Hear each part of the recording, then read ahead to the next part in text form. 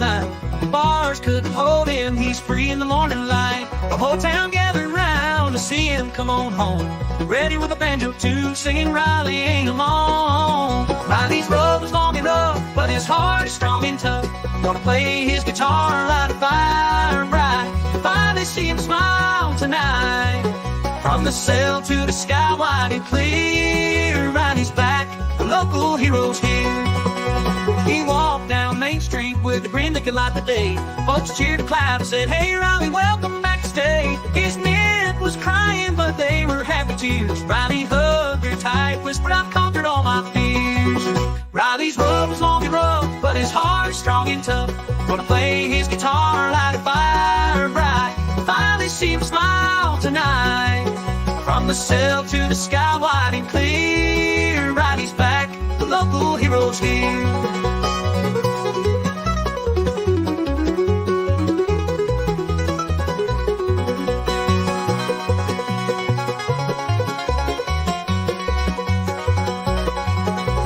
Days turn into weeks and he's giving it his best. Mending fences, working hard, putting strength to the test. Kids in town look up to him like he's a knight of old. Riley's finding peace right where the tales were told. Riley's road was long and rough, but his heart is strong and tough. Gonna play his guitar, light a fire bright. Finally see him smile tonight. From the cell to the sky wide and clear, Riley's back, the local hero's here.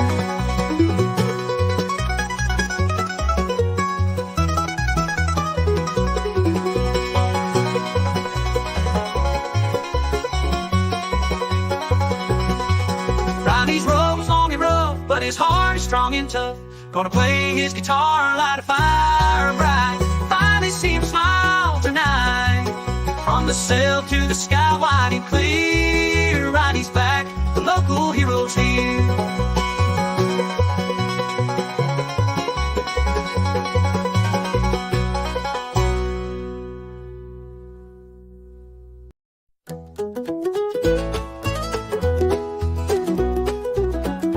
In the hills of old Kentucky, where the banjos play all night, there lived a comic book writer, his future once so bright.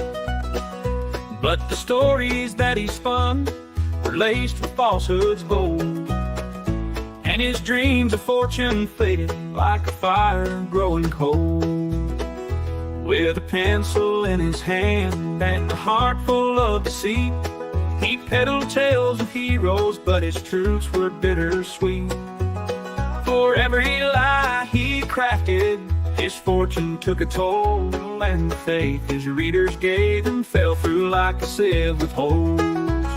Oh, where did you lie? Where'd your money go? Bankrupt and broken, just like your hollow show. You spun yourself a yarn, but the thread unraveled fast. Now the only thing you're selling is the ghost of the past.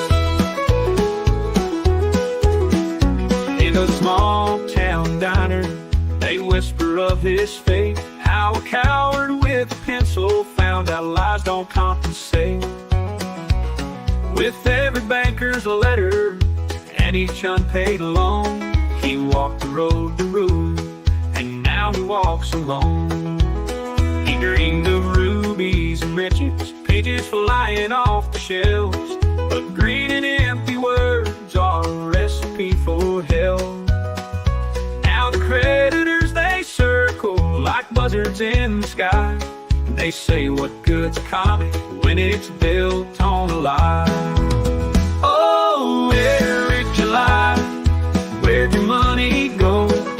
Bankrupt and broken, just like your hollow show.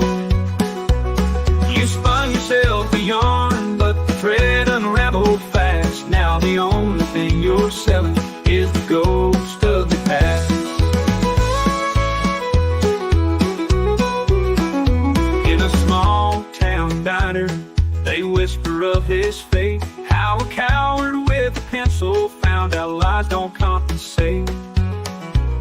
With every banker's letter and each unpaid loan, he walked the road to ruin, and now he walks alone. He He dreamed of rubies and riches, pages flying off the shelf. But greed and empty words are a recipe for hell.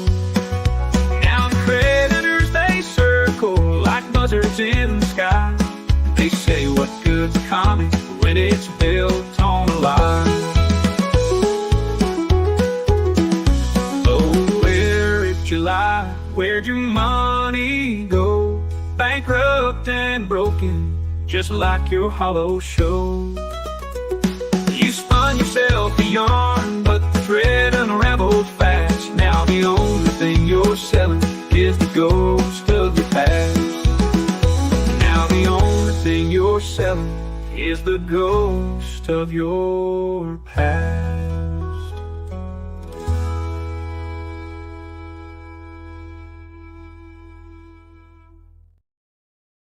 What's up, meatbags? Don't forget to go to freeriley.fun. That's right, freeriley.fun. Help Riley out with his legal woes, because I am the Chicano Stan Lee, the one, the only, chosen one of CG, Frog Tony. And I'm here to give you another eargasm, just like I do each and every day, putting that sweet, sweet sound right into your ear hole, so deep, so deep. And joining me is the Funeral Moon Colds. I don't even know what the hell this is. TJ, what's up, TJ? Hail Detractors, hail CG. Horseman is out. Yeah, I didn't even know until right now, until right before the show. I had no idea. No one was talking about it. No one was going, oh, Tony, there's a trailer. Not only is there a Horseman trailer, but there's a Sturgis propaganda video about the Horseman trailer saying that you guys hate it. Already, like nobody reacted to it yet. And then straight away, Sturgis comments. Wow. The Horseman teaser trailer dropped. Buster Baxter and others cry more about Yellow Flash is coming. Man, I'm sure he's going to yell at us. What's up, Jimmy Reyes? How you doing, Yes, Jimmy? hey. It's been a while. And Jim, too. Yeah, and Jim. Jim's going to tell me. All right. We got lots of things, guys. We got lots of things. We got to go over some videos from Eric July. We got to go over this Horseman teaser. We got to go over, of course, the Sturgis video. We got Andy Smith reviewing the Ripazine. And then we got some guy named Alex Reviews. He's reviewing Isom number 2. Guys, new detractors being born. I guess people bought that $5 sale. And now this guy is detracted. Of course, then we got this clip from Katie Did, Eric July, Yellow Flush, and the Ripascend. I don't give a fuck. You ain't a pro. And then we have to set the record straight on one thing, because somebody is fucking coping on Twitter. Who's that? Of course, it's Head Wound. Head Wound is out here coping. Man.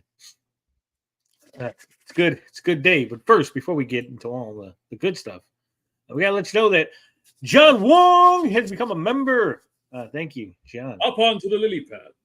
And of course, I just dropped. I was in such a good mood, I dropped 10 memberships on you guys. So we got Kevin Martin, Brian 999, Moshi Yitsu, Tyler Rude, Job of the Coach, The Long Lad, Shadowhawk Talks, Dickington Post, Ink Cowboy. Oh man, and then the chat moved on me. I can't see who the hell is the other one. And Seto Knight.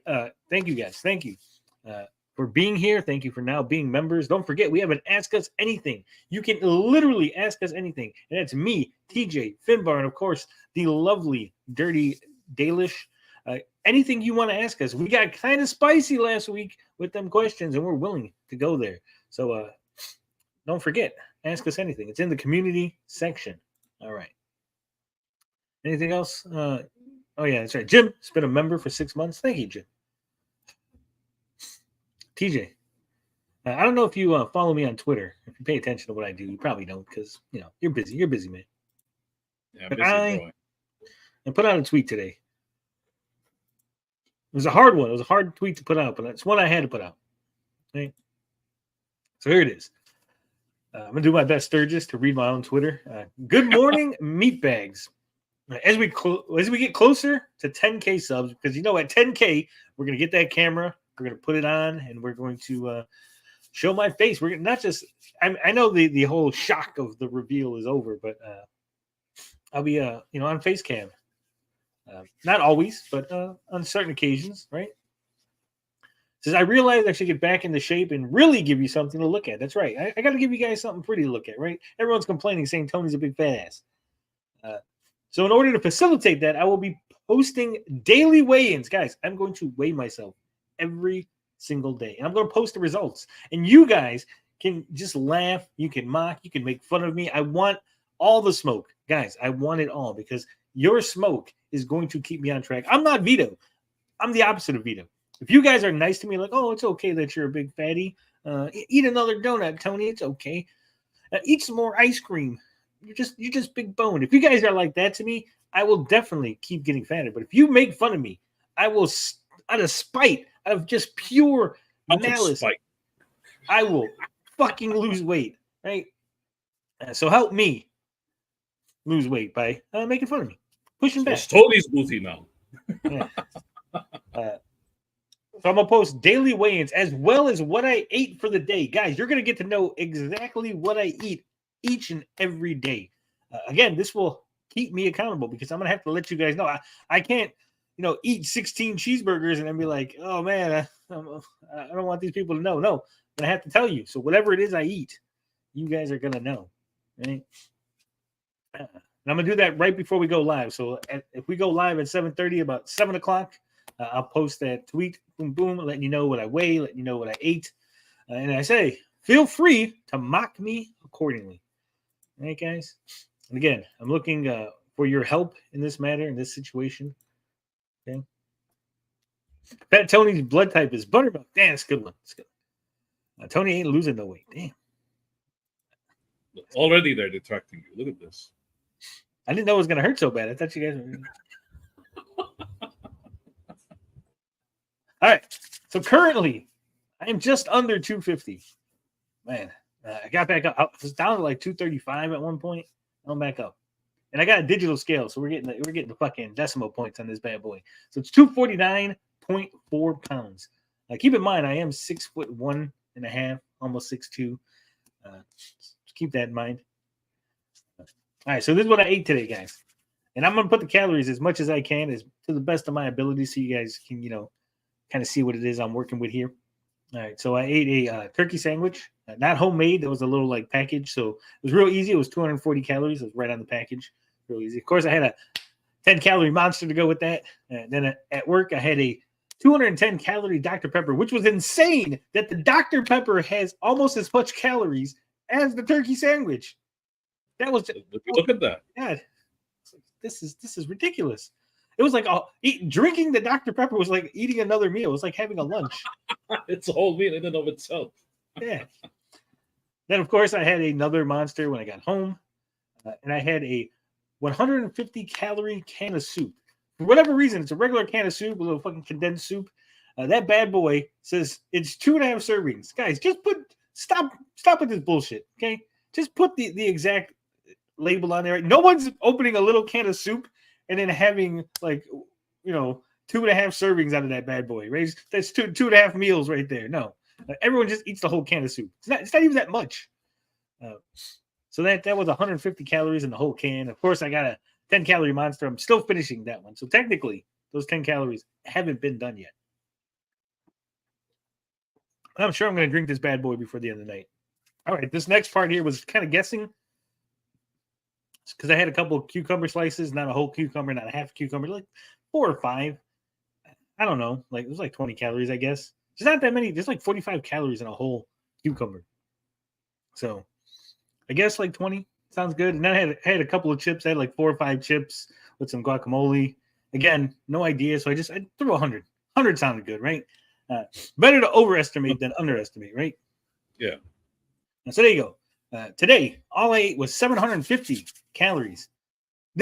Of course, Taylor doesn't eat the whole can of soup. She's like, what? A whole can? Ridiculous. Sody Pop is a little treat. Yeah, that's what it's looking like. Jim says if you can cut all the sugary drinks, you will lose 50 pounds in 4 months. Well, here's the thing, Jim. The only sugary drink that I drink would be an occasional soda. Just an occasion. Because I drink Monsters. Mostly I drink Monsters, and it's the sugar-free, everything-free fucking 0 sugar per can. There's probably like artificial sweeteners in there, but yeah. So we'll see. We'll see. All right, we got a $5. I missed this. Good luck weight cutting down to 170 and 150 pounds for our title matches, Tony. You can't make weight, let alone beat me inside the octagon. Oh shit! Damn. Had to be red. Had to be red. You know, I actually weighed 170 in like, I say, 8th grade. You know, I was still in decent shape, but I was still like 6'1", so. All right, where's my red? I just want to say from the bottom of my heart, I'd like to take this chance to apologize to absolutely nobody. The double champ does what the fuck he wants. Aaron says, "Is that Boogie?" Really, Aaron? Really? Who are you, Tony? Az? No, I'm not Az. I'm just someone who I need to get in shape. I need to lose some weight. Right? So, and I missed the ooh-woo. Can I get an ooh-woo out of you, TJ? I'll do it like Vladimir. Ooh. All right.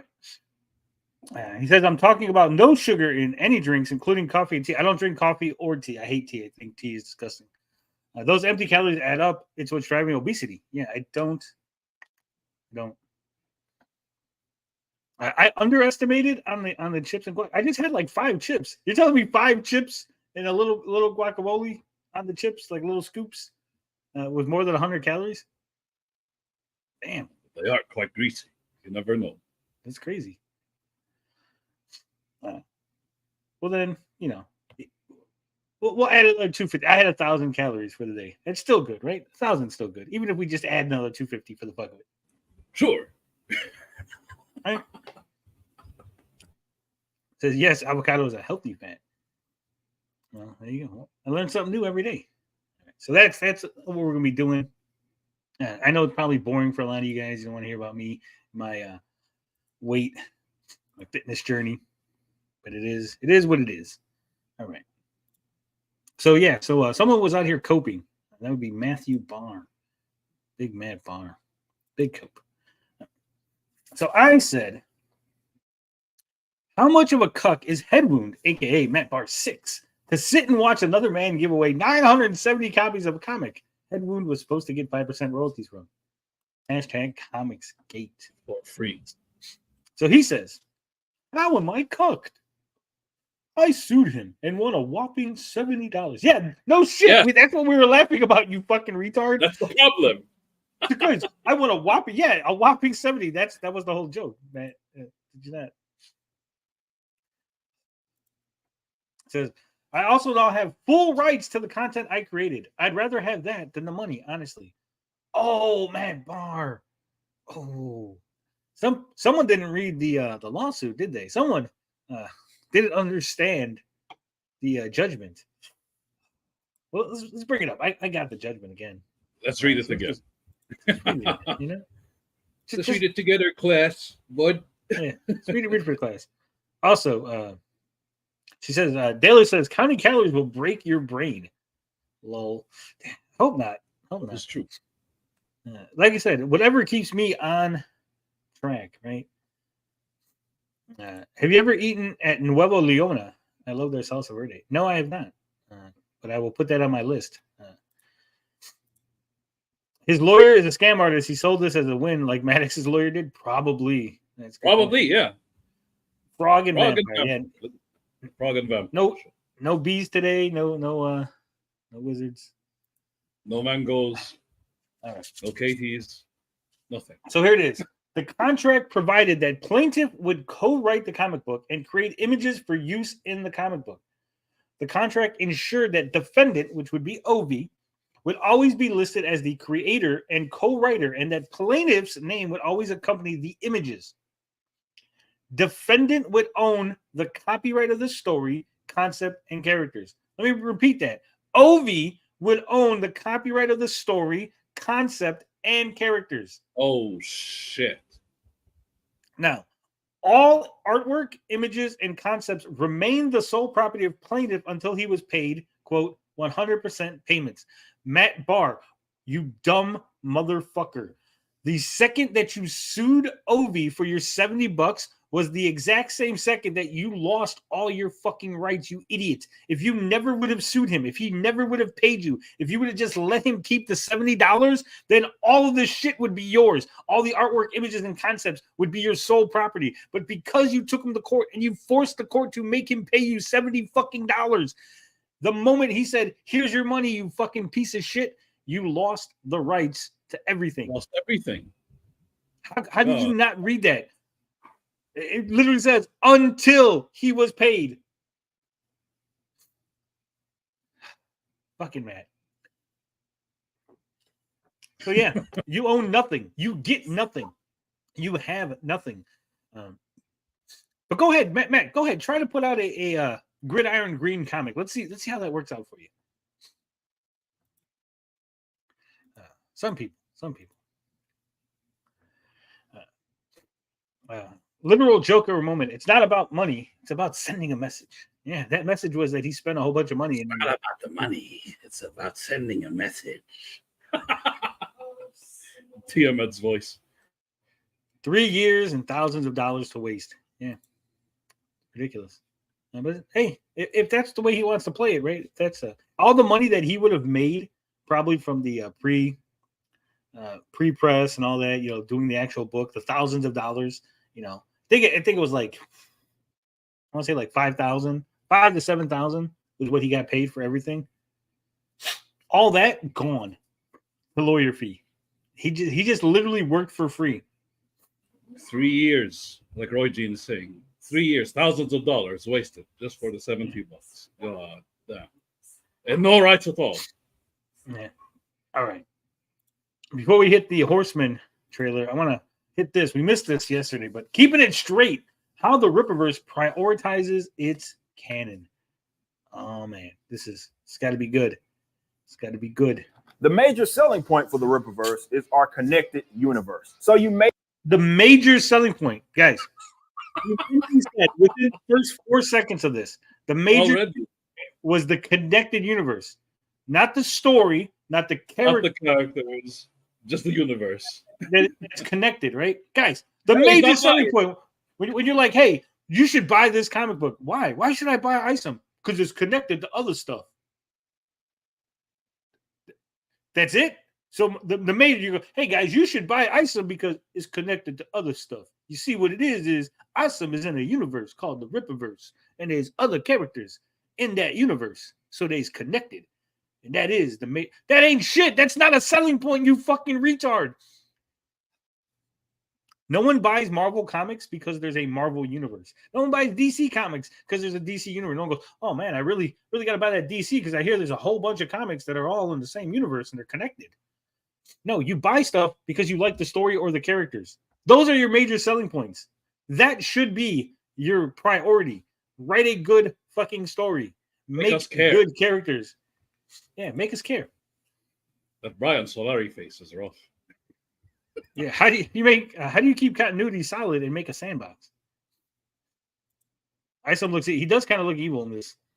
Like he's a bad guy and they're all like getting together to like stop him. The major selling point is that Eric July created a culture war totem and people bought it. That's about it. True. I buy Batman just to see Superman in it. Yeah, I buy Batman because I know that Jimmy Olsen exists in that same world. I'm like, yeah, that's why it's connected. May be curious about our process and how we keep up with things. So far, we've released 5 different books and 2 other magazines, and we have so many others in the works. It's a lot to keep up with, and this is how. This motherfucker said we released 5 books and 2 magazines, and that's a lot. 7 things. There's a lot to keep up with. You're supposed to be selling to comic book fans who literally have, years and years, thousands of books interconnected in universes in Marvel and DC. The hundreds of different titles. Exactly, Hawk Malayan. God damn. And he's gonna say seven fucking books. That's hard to keep. That's like the Harry Potter series. It's not that hard to keep track of. Fuck you on. How we do it. In addition to writing and creating characters, I'm the editor-in-chief, so everything that gets put. That's the biggest mistake you ever make, guys. Any aspiring writer, creative creator, whatever the fuck you want to call it, if you're gonna write a story or an article or anything that's going to be disseminated to the public for money, right? If you're doing shit for like fan fiction or just for fun or like a school report, fuck whatever, right? But if you're doing something because you're trying to make a commercial venture off of it, never be your own fucking editor. That is the worst fucking thing ever. Mistake. Yep. 99% of people cannot be their own editor. There's a rare 1%, right? A rare fucking 1%. But most people can't be their own editor. And it's because you know what the fuck the story is. Okay, so if you skip a word, let's say you write the story out and you miss a word, your brain knows what word goes there because you wrote it. So your brain automatically puts the word in there even though it's missing. And you don't realize that your brain put it in there when you reread the story. It's a weird phenomenon. Our brains can do really weird things. It's like when they show you those paragraphs and like they're all missing letters or like it's a little bit jumbled, but you still can read it correctly. That's what your brain will do with the story that you wrote because you know it and you wrote it. So you'll add things in there, or you'll know why this character is important. So then your brain goes, oh, that guy's important because he's actually Isam's dad that no one knows about. And you think that they know that information, the audience, but they don't. You know it because you wrote it. They don't. So an actual editor will see that and go, actually, Eric, this is, maybe you need to flesh this out or you need to clarify this. We can't think inside your brain. So being your own editor in chief, big fucking mistake. And that's probably why the Rippaverse is so fucking shit, to be honest, right? If he wrote and then edited Isom on his own, huge fucking mistake. Huge. It's like how Vito was editing Super Killer. It's all fucked up. Yeah. Oh. Samurai says you literally just have to read it carefully. You would think so, Samurai. Seriously, it's a serious, because it's not just like spelling and grammar, but again, it's like story structure. It's the way the characters are written. Again, you know your characters. So like, I know that Isom is a cold and calculating guy. So you're reading it with that predisposition. Whereas someone who's coming in fresh can go, actually, Isom's not coming off as a cold and calculated. He's coming off as a whiny bitch, right? Darren is coming off as a little gay, right? In your head, you're reading it like he's slick and sly, but other people are reading that like, oh, it's kind of a little fruity, right? So that's why you need an editor. You need an outside person to look at it and go, hey, what do you think? I've had literally like 6 or 7 people look at my story and give me notes. Okay. And Fat Tony is skinnier than you. Yeah, what? I know, which is why my shit is taking forever, but I will have an editor check it. You got it. You always have an editor. Always. Out will go through my general approval, but I also trust the others to do their jobs. Our editors, such as Carol and Andrew, they're there to facilitate the work that's being done on those individual books. The Saskas also edit, but they're our lore masters. Oh no! You've had 7 things come out, and you've had 5 fucking editors already, and 2 lore masters. That means that they're responsible with the upkeep of our universe Bible. They also make sure that none of the stories conflict with each other with regards to canon and continuity. Our other writers, like Chuck Dixon and Mike Barron, are very much in the know on what's going on with the other stories. We have really, because they didn't seem like they were in the know when they wrote their stories, and they all just kind of exist. Chuck Dixon literally had a giant space station crash into the middle of fucking Forest Park. I don't know how you're going to fix that plot alone. The next Isom book is going to be like, oh shit, half of Forest Park is destroyed. It's a good thing Gooding fixed everything. Meetings frequently to make sure that everybody is on the same page. So Chuck knows what Mike and the Saskas are up to and vice versa. This not only allows for a more cohesive storytelling, but also future ideas come about because of this. We're able to use each other's characters and concepts from time. We're able to use each other's characters, Eric. They're all your characters. Is he admitting that these aren't his characters anymore? That he's basically given up control to these characters? Maybe. Because I would never be like, oh yeah, so I got like 3 editors. So that means, I got this guy writing and that guy, so we can know they're my characters. All of them are mine. Everything's got to go through me. You pitch me an idea for my characters, and I'll let you know if it fits into my vision because it's my universe. It's not a sandbox. It's a fucking closed off, fenced park that only I get to play in. You guys get to watch from the outside. You get to fucking look through the fucking bars. Second the rest of the time. Should anybody forget or need reminders, we have a universe. Eric July is literally just a platform. Yeah. I want to get a hold of their universe Bible. I heard before Wizard died, he weighed 50 pounds less than Fat Tony. Possibly, it's possible. Yeah. First Bible to cross reference. That's why. Revision 7/30/23. They put this graphic up and they couldn't even lie and like, hey, just put fucking 8/27, like whatever day this fucking video came out, right? They just put the 26. That's what the video came out.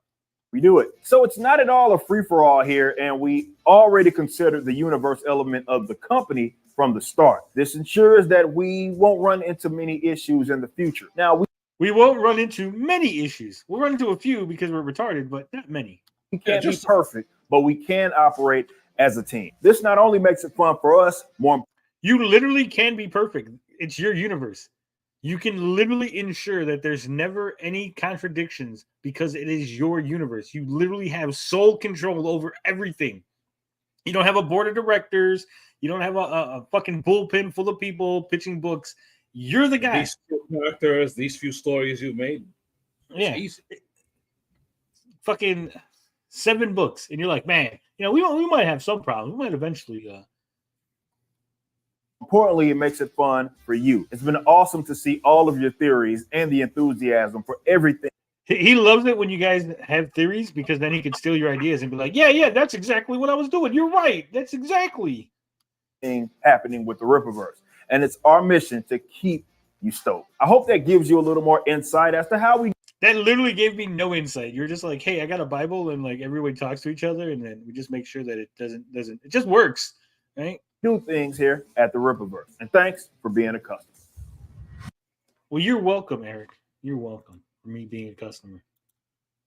TJ, are you ready for this Horseman trailer? Oh boy. Let's see it. I wonder if the animators will knock it out of the park this time instead of just animating a cow. I don't know. But at least it has a decent little opening here. We just get right into it.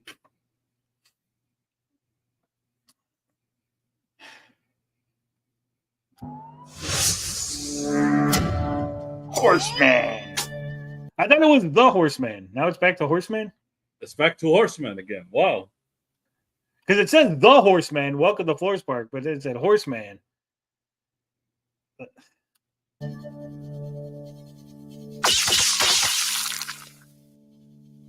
That's it. It's weird. That was it, TJ. That's all we got. Wow. I prefer the cow. That's not a teaser. That's He jumps, guys. Are you excited? Because Horseman can. He just jumps. He can jump. Oh my God, he jumps. He flies. Oh my God, I saw him. You literally could have showed him just like beating up a dude or like.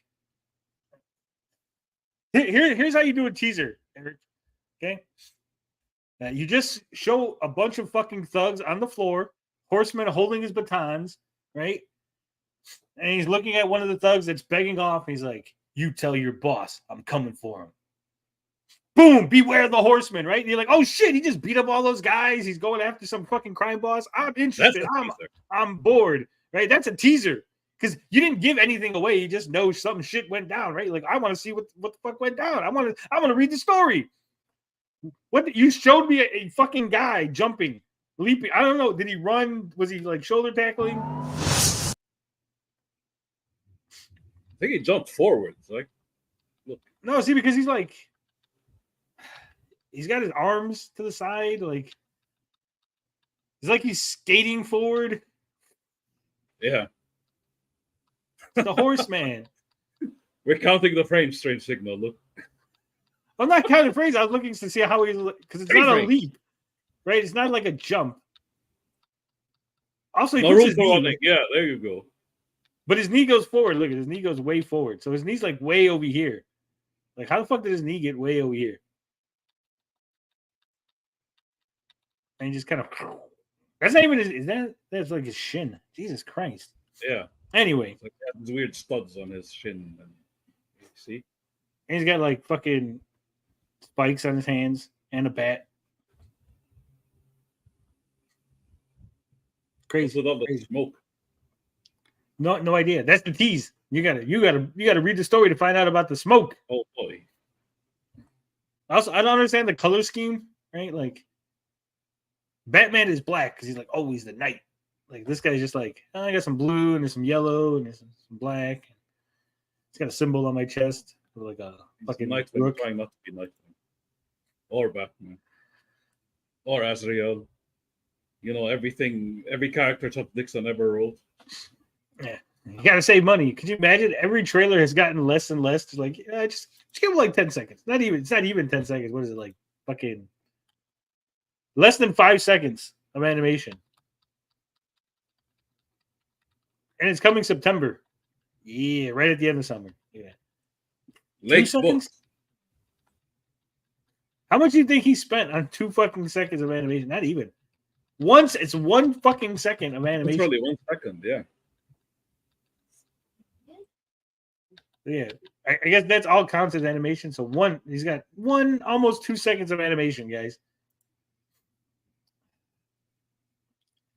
Casey Jones and the Batman's gay bastard son. Spend $10K on that. $10K, yeah. Horseman dies at the hands of Norseman. In Gooding, it's only the cow, yeah. But I mean, that's what I'm saying. Like, you went from like fucking full like minute, and like every animation has gotten less and less. Crazy. But I'm excited now. Horseman, he's got a bat and he runs or jumps or I don't even know what motion that was. Yeah, smoke behind him for some reason. I didn't watch this. I saw that like 13 seconds. I was like, oh, this is going to be like a decent amount of animation, 7 or 8 seconds. Give me a little something, a little tease. Didn't even give me a tease. Nothing. He didn't flick my nipples. He didn't do nothing. No tease, DJ. Maybe Sturgis will explain. Sturgis is going to explain to us the trailer because he saw it. He's a brokey bud. Hello, everyone. I am Renown Zero. We are back again talking about the absolute nonsense that is continuing to ramp up against the character design. The absolute nonsense that's beginning to ramp up. Guys, you cannot... Nobody cared. Nobody reacted or anything. I don't know why Sturgis... No, he's talking about Yellow Flash. You cannot be mad about the Yellow Flash character design. Remember, when Snowflake and Safe Space came on, not a single person was mad at Marvel for the character design. Nobody ever in the history of forever has ever criticized the mainstream for shitty character designs. That's never happened, guys. No one ever talks about character. This is the first time. Flash, you should put that on your thing. First man to have his character design ever fucking criticized. Fuck, I swear to God, these guys are so fucking soft. Baby shit soft, right? True. Everyone's characters get fucking criticized. My character got criticized. The second I put him out there, you guys were all like, oh my God, it's Cyberfrog ripoff. And it's like, it doesn't look nothing like fucking Cyberfrog. And you guys were still insistent there was somehow a fucking Cyberfrog ripoff. Matt Barr in his head wound still thinks that it's fucking ripping off the Frogman from Marvel. The leapfrog. The guy in the suit. Hi, trans Puerto Rican. Yeah. Yellow Flash's design looks like shit, says Diggington Post. I agree. That fictional nonsense talking about Yellow Flash. Yeah. Of Yellow Flash's character in The Mighty Golden Patriot. And it's interesting to me how these clowns out here are just talking a bunch of nonsense about the design. It's a bunch of I love how it's like a bunch of nonsense. Literally, they're going, look at this picture and look at this picture. They look very similar, don't they? Like, that's nonsense. How dare you? Meanwhile, John Dillard is the one that drew the design. John Dillard drew the design. What does that have to do with anything? If Yellow Flash went, make it look like this, and John's like, okay, he drew what fucking he was told, right? DJ, you just draw what you're told, right? That's right. My design. It's my character. I designed it. TJ and fucking Finbar, they do what they're told. Like good fucking artists. Like not like Vito's artist who just refuses to do whatever Vito tells them. My artists do what they're told, but they don't get fed. Yeah. Stimulated Cynic is a beta male for blocking Chernoff Sittler. Damn. We got fighting in the chat. What's up, George? Peter Getsis. I'm here to protest. Hold on, before you protest.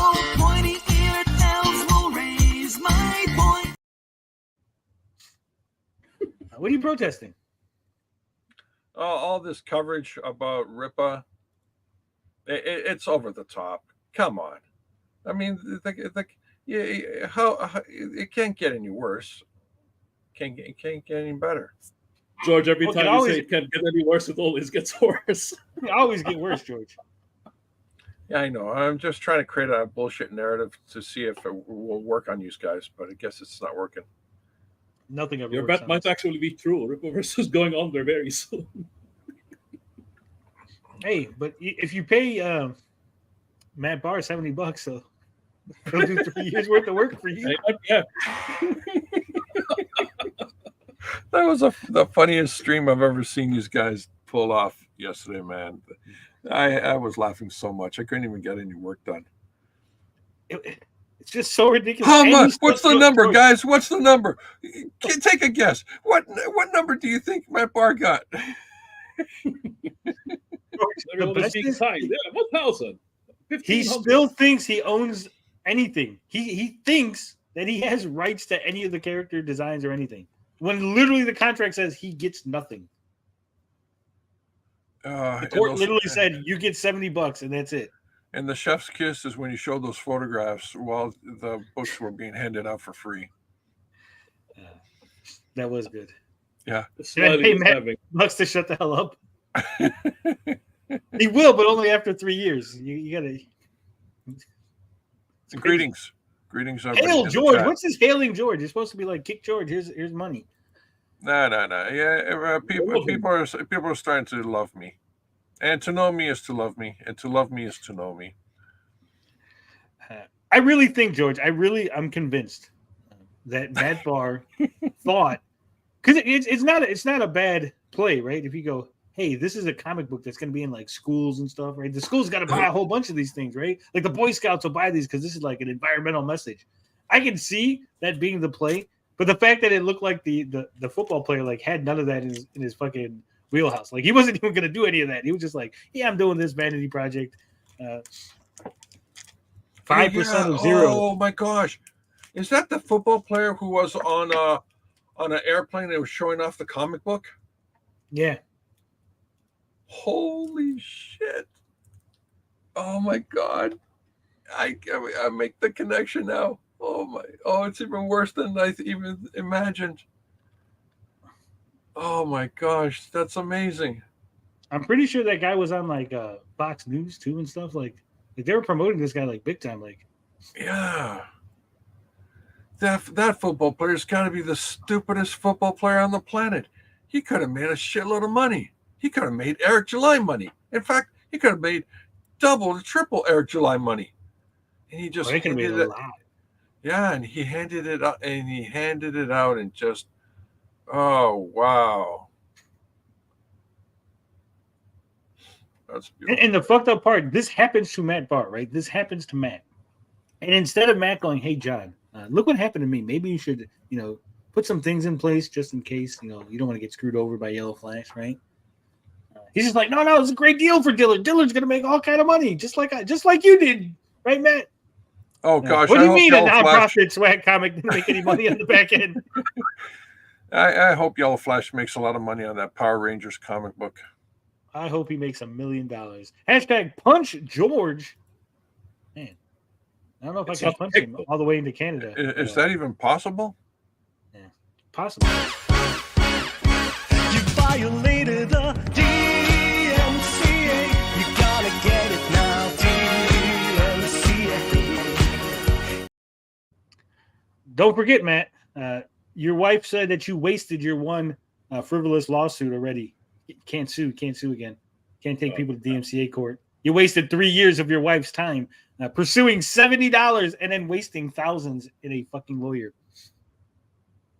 That's where all the money went. All the money that he was making off the comics was going to the lawyer. Yep. All those billable hours. And Matt's the kind of guy that's probably was calling him left and right. What's going on with my lawsuit? Oh, don't worry, Matt. Don't worry.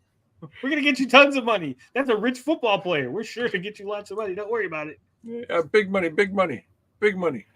Yeah, the lawyer made big money. Obviously, Yellow Flash gave him some ideas because, of course, he's been a Power Rangers fan forever, which once Yellow Flash didn't give him some ideas. It was Yellow Flash's fucking comic. Dillard is just the artist. How does this guy not know how these things work? Yellow Flash didn't go, hey, I'm making a comic. Dillard, do whatever you want. No, he's like, this is what I'm doing. Here's my comic. Here's my idea. Here's my fucking concepts, right? Here's my fucking notes to draw. And then Dillard draws it. Dillard wasn't just given free reign. Captain America, but Power Ranger. There, draw that. Yeah. Hola, peoples of Pet Frog Tony. What's up, Jimmy? You want to get in on this, Jimmy? I'm gonna send you a link, Jimmy, in case you want to jump on and yell at some people. But man, Jimmy will ask you because I had Jimmy draw me a cover, and he got specifications. You know, I had Joe Ball draw me a cover. He got specifications. Yeah, I drew a cover too. I got no specifications either. Yeah, that's why we're not using your cover. That's right. You can't just draw a cover and be like, here you go, give me money. What? You can't really? George, you should contact that football player and help him make another Gridiron Green comic.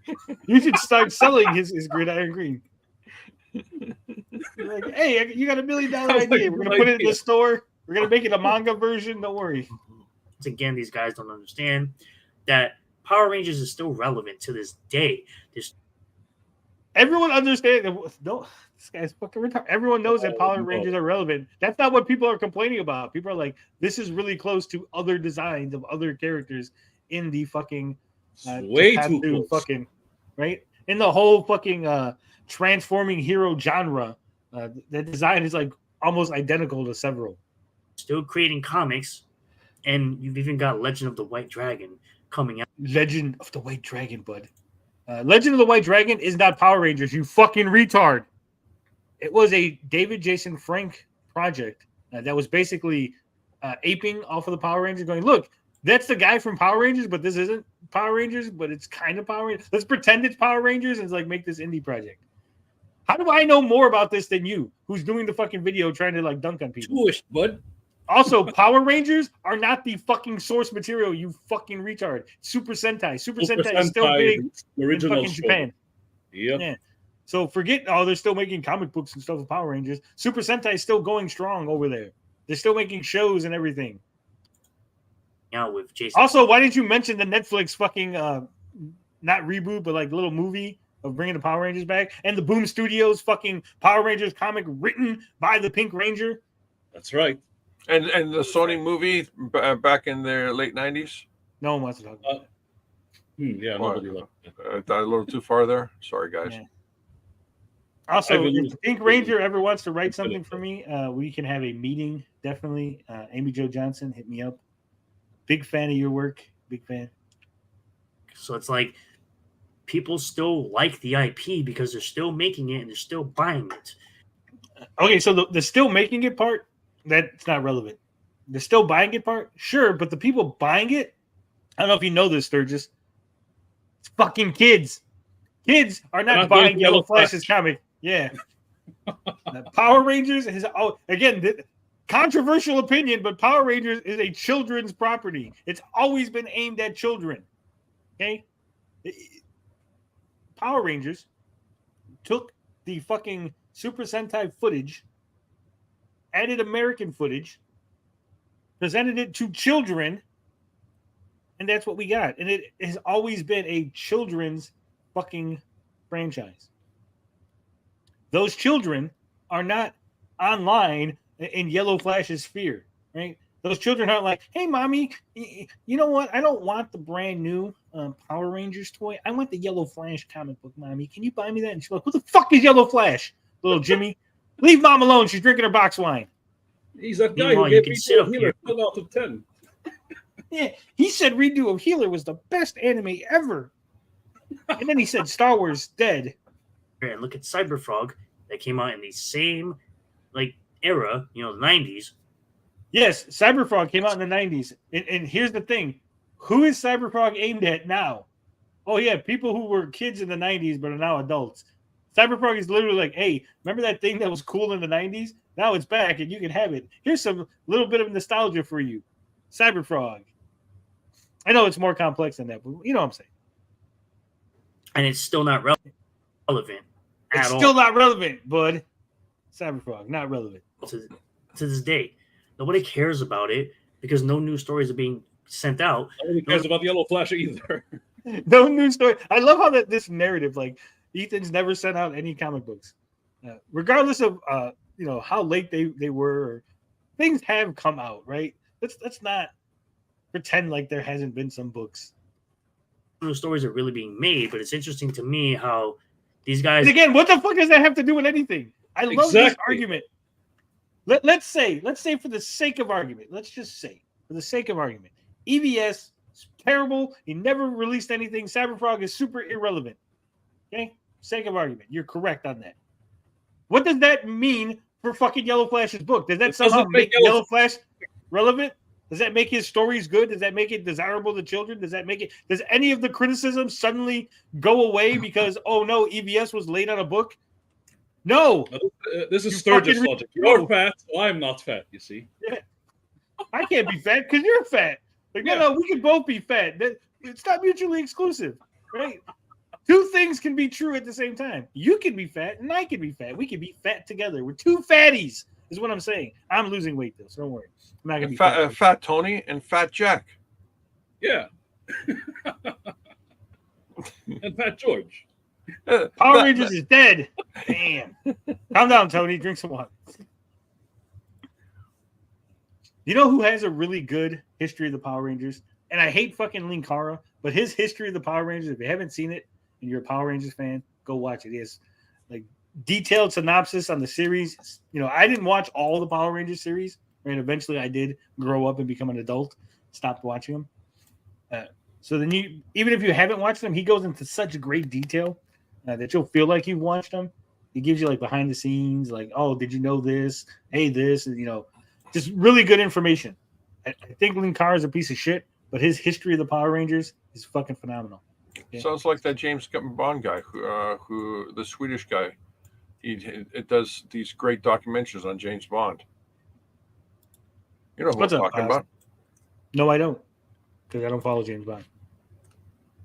Master Racers, bud. Master Racers. Absolutely work overtime for this type of stuff. It's like, do you hate somebody this much? You're working overtime for this, bud. That you're gonna sit here and work overtime, not even getting paid for it. I get paid for it. What about you, Sturgis? Just sit there and talk a bunch of noise about other people's projects rather than just making your own. Everybody should make projects.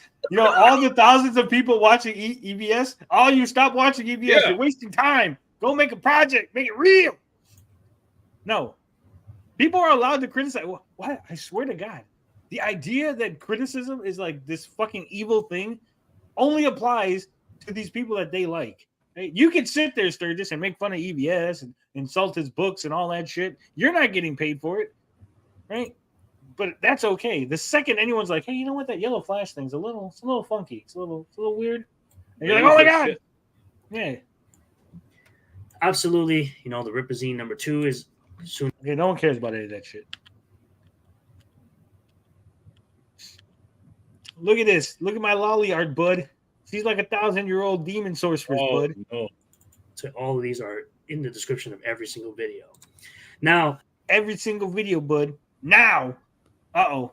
He's going to tell us why this 19-second trailer showing off 1.5 seconds of animation and nothing else is great. The Horseman was just given a teaser trailer. A teaser trailer was just put out for it for 19 seconds here. We'll just take a look at it really quick. George, let me know if you think this is a teaser trailer, because I know you haven't seen it yet, right? No, I have not seen it. All right. By the way, Blood and the Sword 2 will have a bar tier. $70 lets you watch me give away 15 copies of the book you just paid for. It's the cuck tier. Make you sit in the cuck chair. Thank you, Rich. Definitely going to get in on that. But you have to film it. I will definitely buy the $70 tier, but I have to see you going up to random people and just like giving the comic. Okay, if you don't, you're very upset. Bitch made Brian. Bitch made Brian.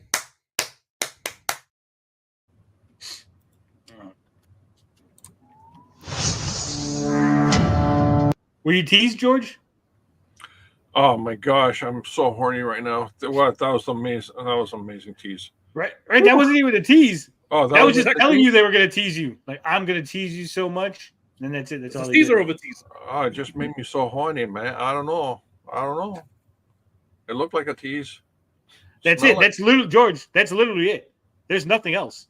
Wait, that's it? Yes, that's what I'm saying. That's the teaser. Everything else is Horseman coming in September. That's it. There's no other animation. There's no other anything. There's not even a hint of story. That 1 second of him just going forward with his stick in his hand, that was it. Honestly, to me, it looks like the animation is getting a little bit better. I understand it's only. Can you just rewind that again? It's because I can't. That's it. Take a look at it really quick. Yeah, that's it, George. The animation's getting better according to Sturgis, though. So honestly, to me, it looks like the animation is getting a little bit better. I understand it's only 19 seconds only. Like, really. No, it's not only 19 seconds. It was literally. You stopped it at the 5 second. Hold on. He literally has stopped it at the 5 second mark and went, I know it's only been 19 seconds. No, Sturgis, it's only been 5 seconds. And 4 of those seconds wasn't any animation. It was fucking swiping coming September. I think Seconds it was of the Horseman, but it's supposed to be a teaser. I think it was at a toy fair when I saw the SpongeBob teaser, and all it was is just SpongeBob. That was it. And the sales guy was just creaming himself over it. Oh, this is gonna be the most amazing thing! And look at this. It's a sponge. His name is Bob. Or, come on, get excited, get excited. This reminds me of that. Yeah, but SpongeBob was good, and it actually was something to get excited.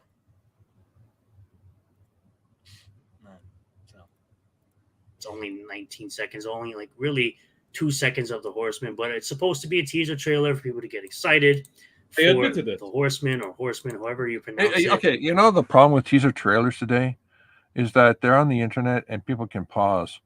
Back before the internet came around, teaser trailers were fucking awesome because you never had a chance to pause the thing. So when you saw a swipe of the alien or something real quick like this, you got excited.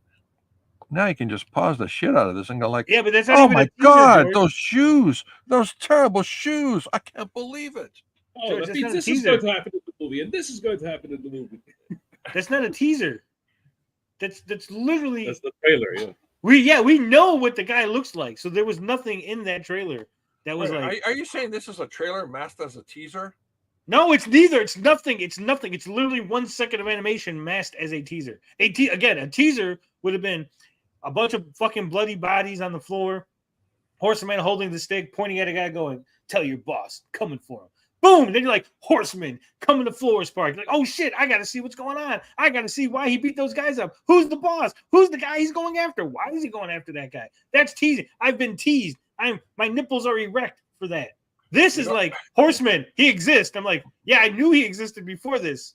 You gave me no new information. You give me nothing. Nothing. You've given me nothing. I knew what he looked like. I knew he existed. I knew he was in Flores Park. I knew he was coming in September. What is it that you gave me? Nothing. This is not a fucking Spider-Man, right? You could put fucking Fantastic Four or the X-Men, go, X-Men coming. Oh, that's you teased me because that's something that I'm excited for off jump. This is an unknown property that no one knows what the fuck it is. So showing me the Horseman fucking sliding forward is not fucking teasing me. Okay? I heard a verified rumor that I can't verify myself that the Horseman is saga. The saga of the Horseman ends in a glue factory. This is why we keep you around, George, for those quality jokes. I think it's the Horseman, according to what the book says. But I understand that obviously it says Horseman. Horseman is coming soon. See, now he's like trying to like. I don't. I think it's the Horseman but it says Horseman in the trailer, and he can't even wrap his mind around that they don't know that whether it's they got all the graphics for Horseman, And then when people laughed at the name, they then threw in the, and now they don't have the graphics for the Horseman. So they're just recycling the Horseman graphics and hoping no one complains. Are you sure this guy's really not getting paid by Eric July? Yes, he's really not getting. He's just really that fucking dumb. This is his fucking belonging. This is his Woodstock, George. This is George Costanza with the Penske file. He's just making shit up. Yeah. You know, the Penske file. I got the file. He just keeps on wrapping it and wrapping it up. Yeah, we got the file. Look at the file. It's beautiful. And we had a great birthday cake, in the commissary. It was amazing. Oh, geez. That's a good episode. I like that episode. Of course, you have people, excited, saying cool teaser, that they're hyped. Let's Cool go. teaser. They're hyped. Over nothing. Like good stuff. What, again, explain to me what was teased. He exists. I knew that. He's coming in September. Knew that. What was teased?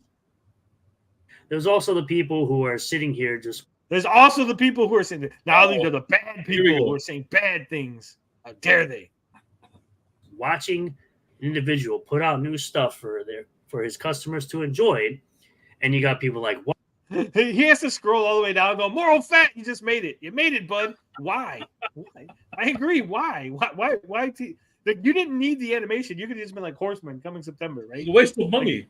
Like the 1 second of animation did nothing. You know, it's Why? Wait It's until it's gonna be, $5. it's gonna be epic.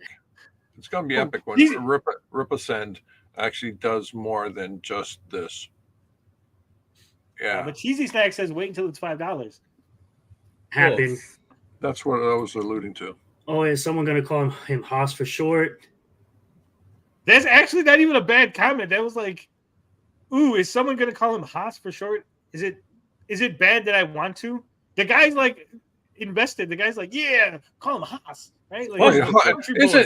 isn't Haas the big fat guy from Bonanza? Might be. The big fat brother? Oh, is someone going to call him Haas for short? I think Sturgis doesn't understand what Haas means, so he's like confused. He just thinks it's negative. You know, obviously this would be an awesome cover. I think this will Most hyped book, guys. Amaze says it's most hyped book. this should be cover A for it, honestly. Then you got people like this. So it's He literally had to fucking unblock that guy, unmute him. Like, look, guys, Sturgis, do that beforehand. Just go through, unmute everybody, so you don't look like a dumbass.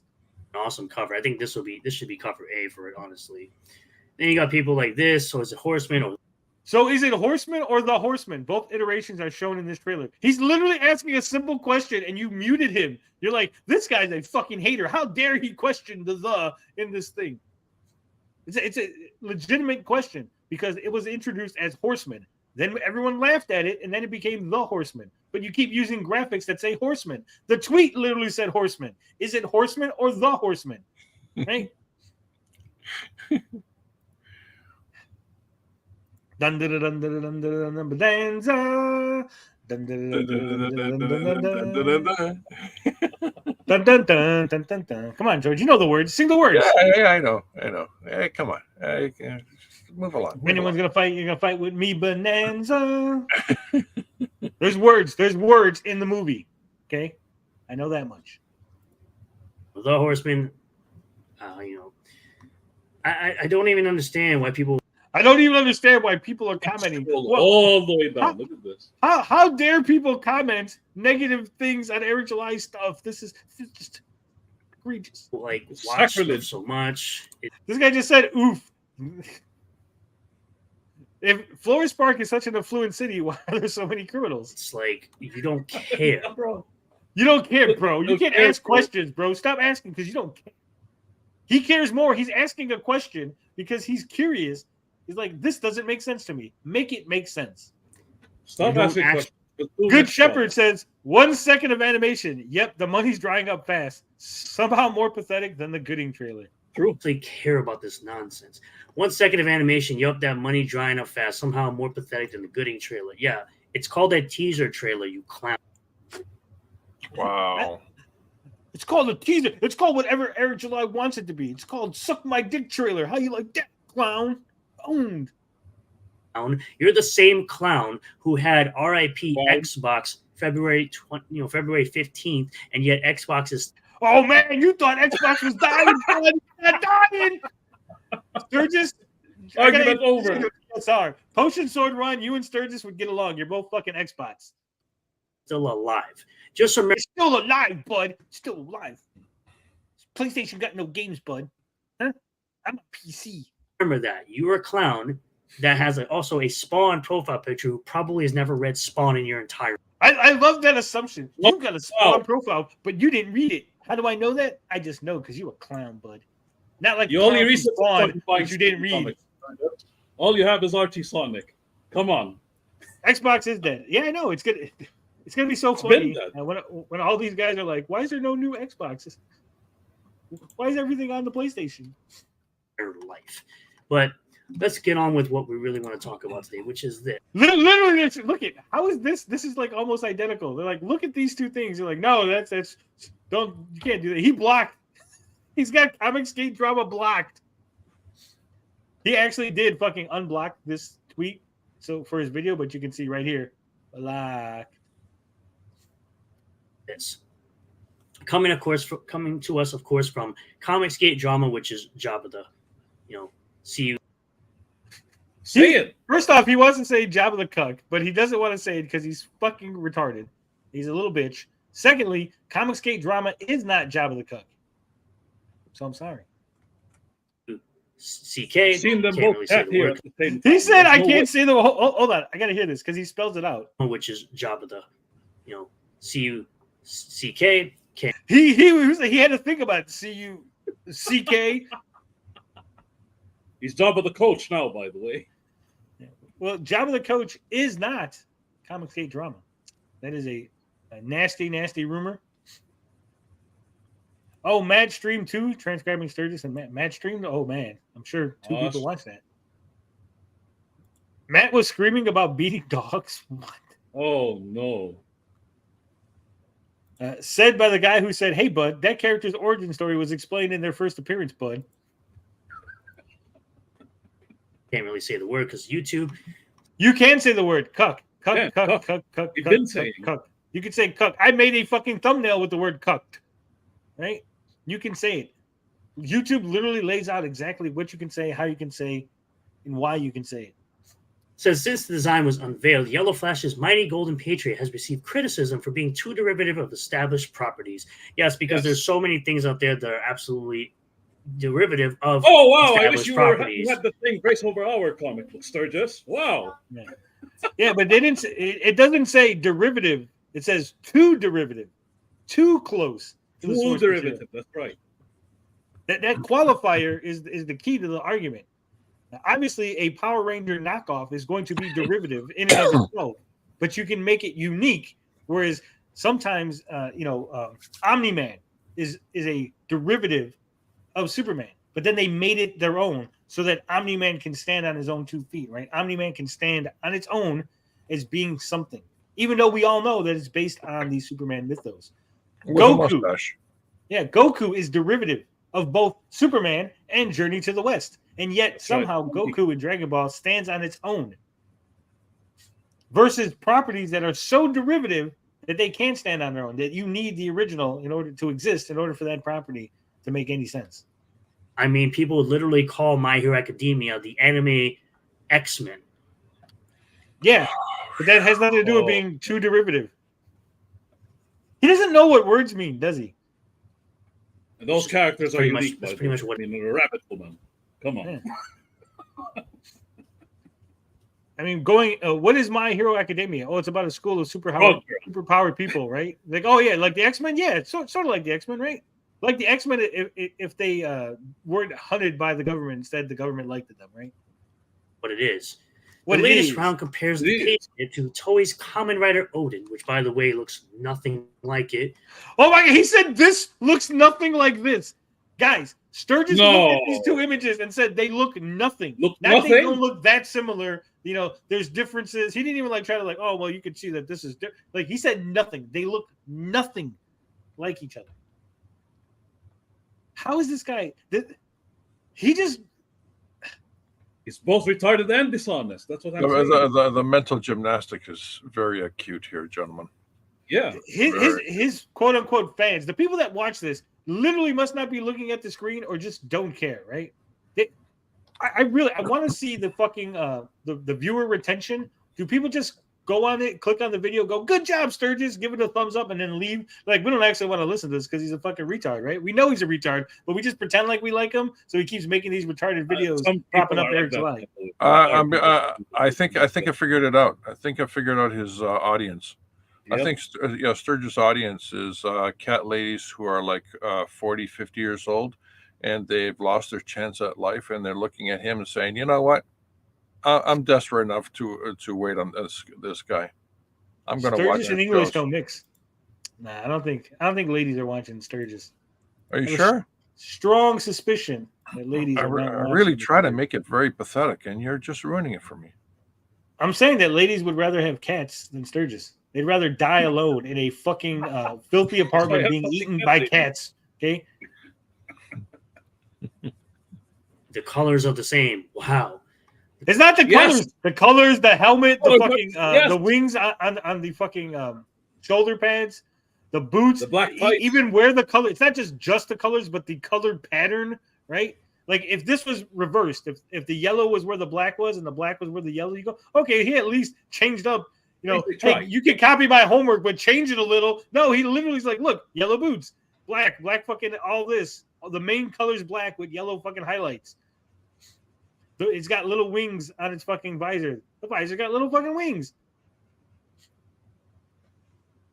Because color palettes, ooh.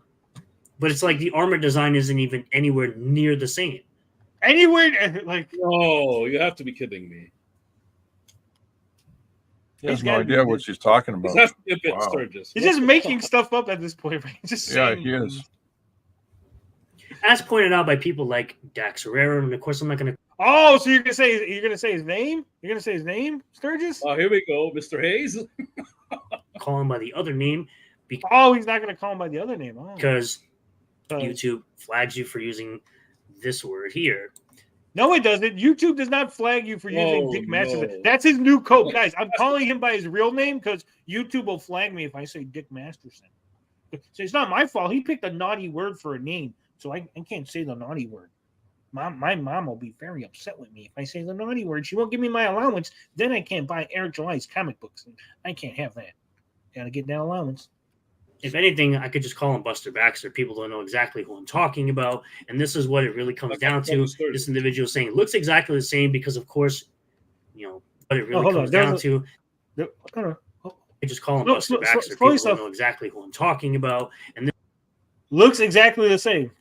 Yeah, that's what he said. This is what it really comes down to. This individual saying it looks exactly the same because, of course, you know, Dax here hasn't gone past the first grade reading level. And he hasn't gone past the first grade reading level, so he can't tell two images that having Forget all that noise, right? Just the silhouette, you know, basic character design, right? The silhouette has to tell you what character it is. Right? Rich's super chat, Tony. Damn it. That's TJ's job. TJ, you're dropping the ball, TJ. Without Wizard here. Sturgis is infuriating. Blood in the Sword 2. Blurb. Sturgis as a tourist. Why blurb? I think you mean blurb. I think you mean blurb. Rich. Blurb, yeah. The tourist. Graham, no. See, you fucked up your own super chat. You put blurb. I don't know what a blurb is. Thank you, Rich. Sorry. So these guys are dropping the ball. I'm the guy who rants and says crazy things. You are the guys who watch the chat and tell me what the fuck's going on. I'm busy drawing. Breaking down. The system is breaking down. Okay? I never wanted to be your father. I never wanted to be your father figure. You have a father, but your father's dead. Isn't I didn't even say the sentence right about first. Yeah, from the Hercules. doesn't know what words mean, or he's being willfully. He doesn't know what words mean. Ignorant about this because it's Yellow Flash. You know, he always has to. The shape of the head, the shape of the shoulders. Look at that. Look at that. It's got. Now again, it's not identical one for one, but it is pretty damn close. Yeah, they definitely copied the homework. To go against literally anybody nowadays. And you know what's the best fucking retort? Sturgis, you know what you should have said? Instead of doing all this fucking coping, you should have said, so Look, Pretty bud, he's much. derivative. But we So, yes, in fact, he is derivative. You know what you Yes. should have said? You should have said, hey, this character that's based on Power Rangers looks really close to a Power Ranger adjacent thing. Looks like Yellow Flash succeeded. He fits right in with the rest of the Power Ranger stuff. Good job, Yellow Flash. it's an homage. You could have just said that. Instead, you're doing all this fucking mental gymnastics and stuff. So basically, this He's is trying to- Power Rangers in the 1940s. Yes, Yeah. this is what if there was a Power Ranger who was Fought in the fighting World War. on the fucking African front because I guess he has Egyptian powers or some shit. And go after JDA. They're mighty morphing Egyptian Rangers. Hmm. I wonder if the Sphinx is gonna turn into his fucking like Zord.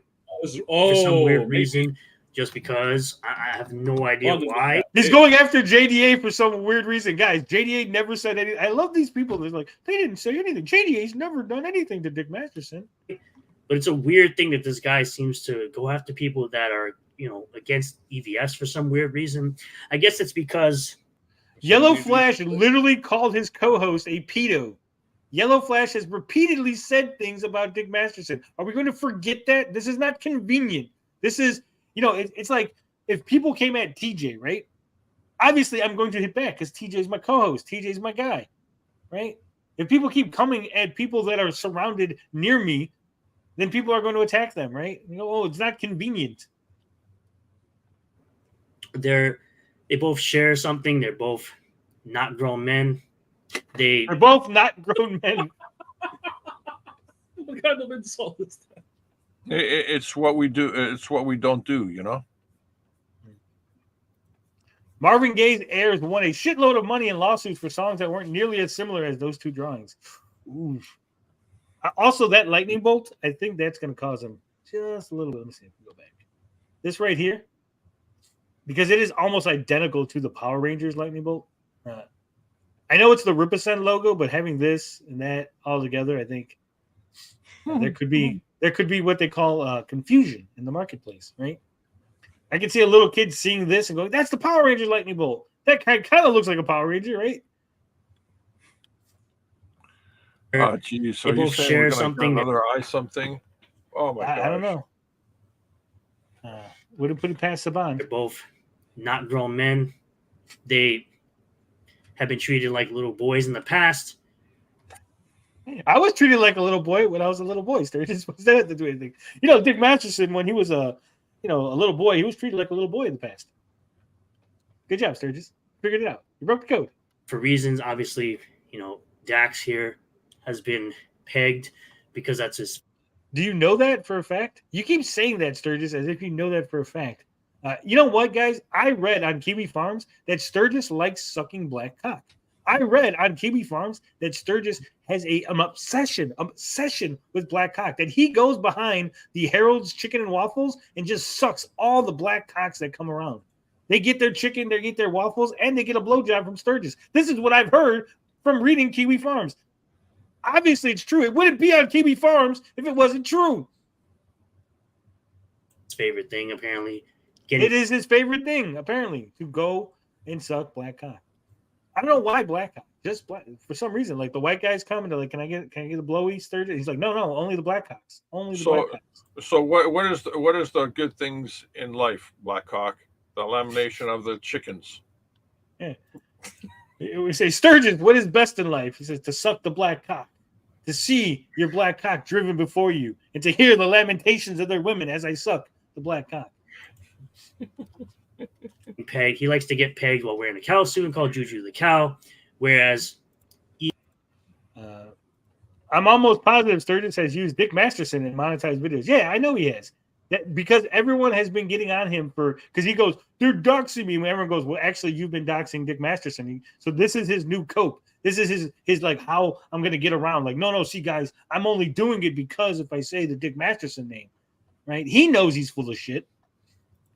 I read on Kiwi Farms that Sturgis is a child molester and a pedophile who grooms children in social media by abusing mixed age spaces and approaches them at cons. Damn, that's crazy that you read that on Kiwi Farms.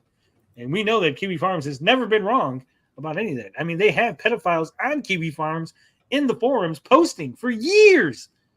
So they would know. If anyone would know a pedophile, it's other pedophiles on the Kiwi farms. Ethan Van Sciver basically gets pegged by anyone who's more successful than him because.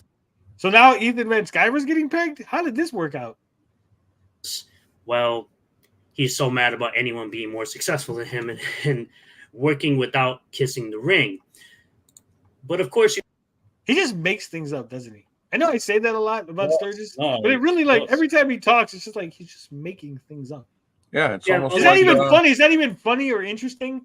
The things he's making up, he's just making things up. Well, let's say things. You know, we actually had Liam here defending the design. They have this individual saying it's a Chinese. This individual, you want to say Crystal's name? Why don't you read Liam's post? Out kissing the ring. But of course, you have other people that say things. You know, we actually had. A little harder. I think Liam is defending this because his character is, an homage to Ultraman and the Guyver. Liam here. That's his argument. Defending It's the all design. Yeah. They have this individual saying it's a Chinese. It's a ripoff in the sense that it's completely boring and crappy, like a Chinese knockoff. Because definitely you can't make anything better considering your profile. You can't make anything better, Crinkle. Picture is. Considering your profile picture is fucking a Yu-Gi-Oh meme. How dare you use a Yu-Gi-Oh meme as your profile picture? You know, his AI picture shows that he's an artist, a complete auteur, an artiste.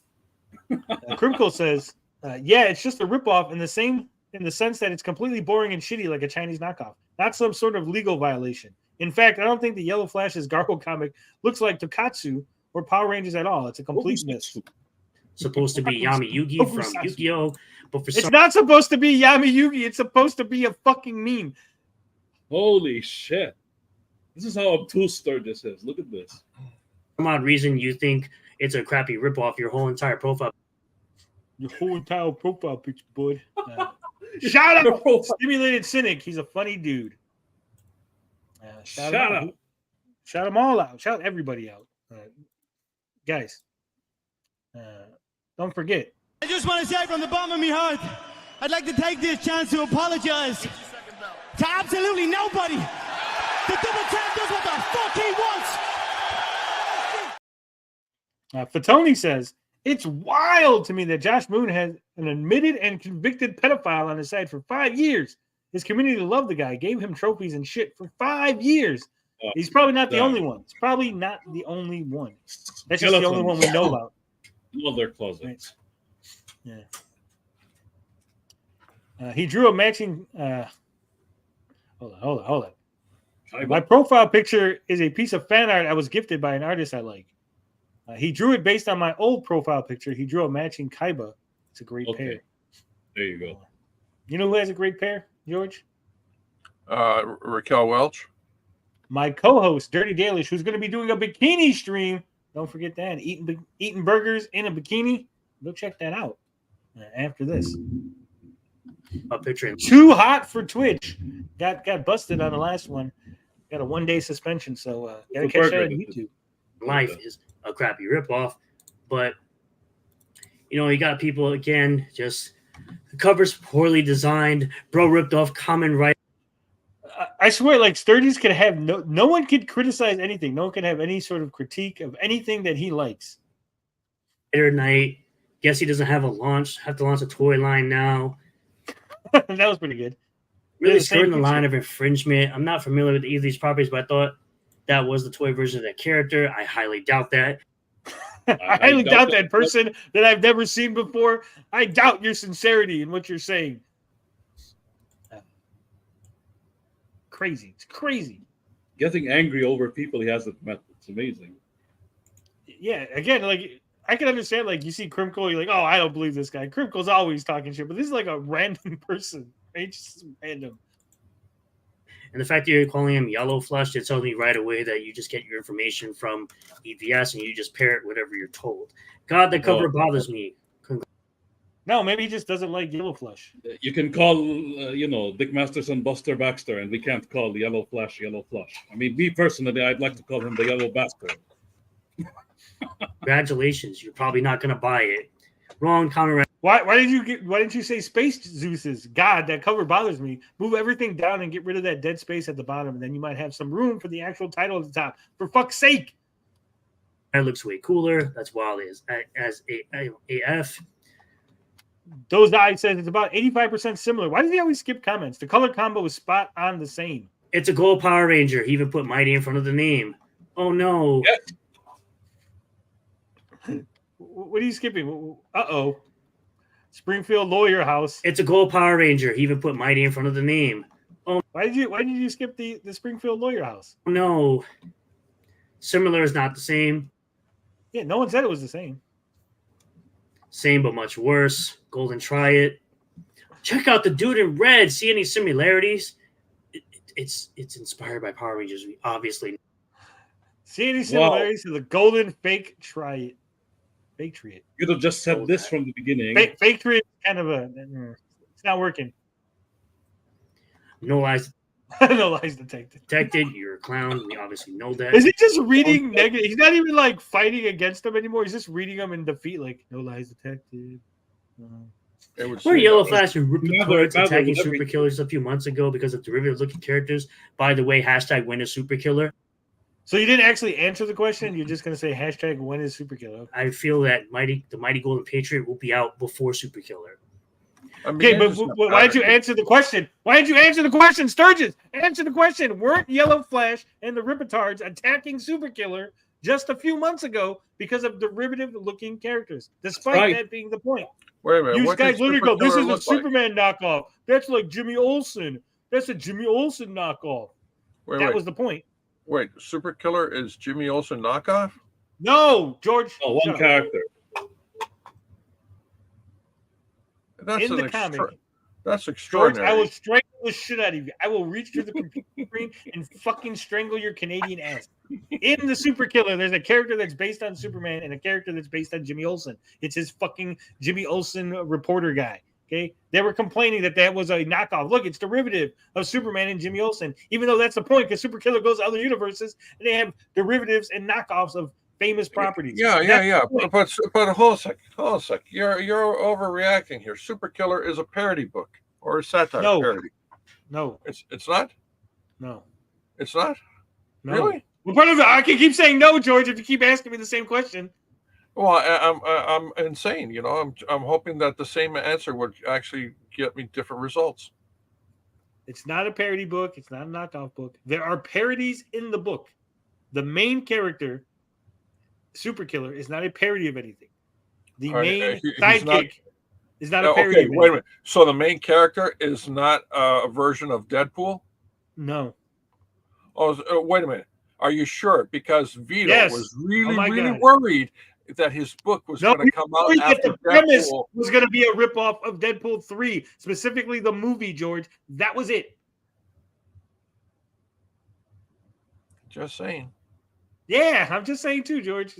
The argument wasn't that it was a ripoff of Deadpool. The argument was that Super Killer going to universes, shooting superheroes that were the anchor beings of their universe, was a ripoff of Deadpool going to other universes to try to save the anchor being of his universe.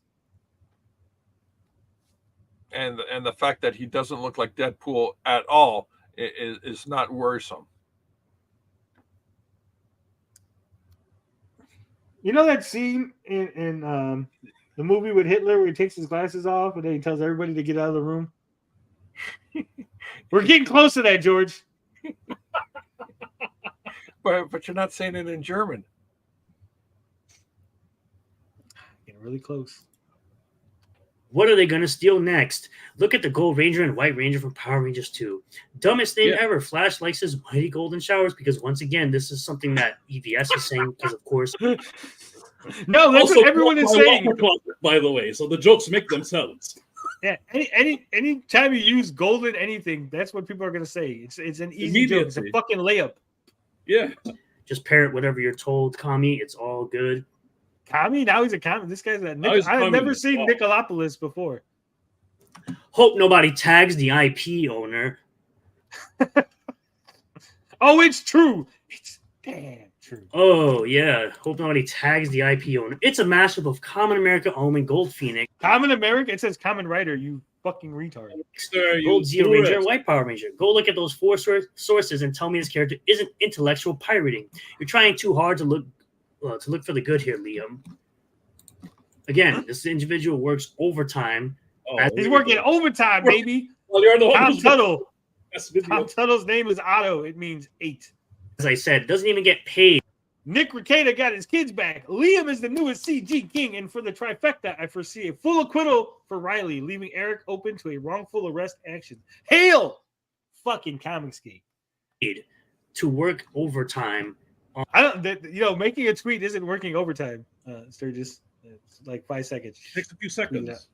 On finding anything to complain about, because that's exactly what people do nowadays. You have a bunch of weirdos working overtime to try to find anything. Working overtime, bud. Not just 8 hours a day. They working at least 8.5 hours, bud. Overtime.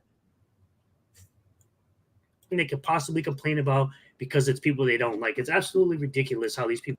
Man, it's almost like, it's what you're doing, what Yellow Flash does, with Geeks and Gamers, with Friday Night Tights. July does about the MCU. It's the business model of the future. Now. Yeah.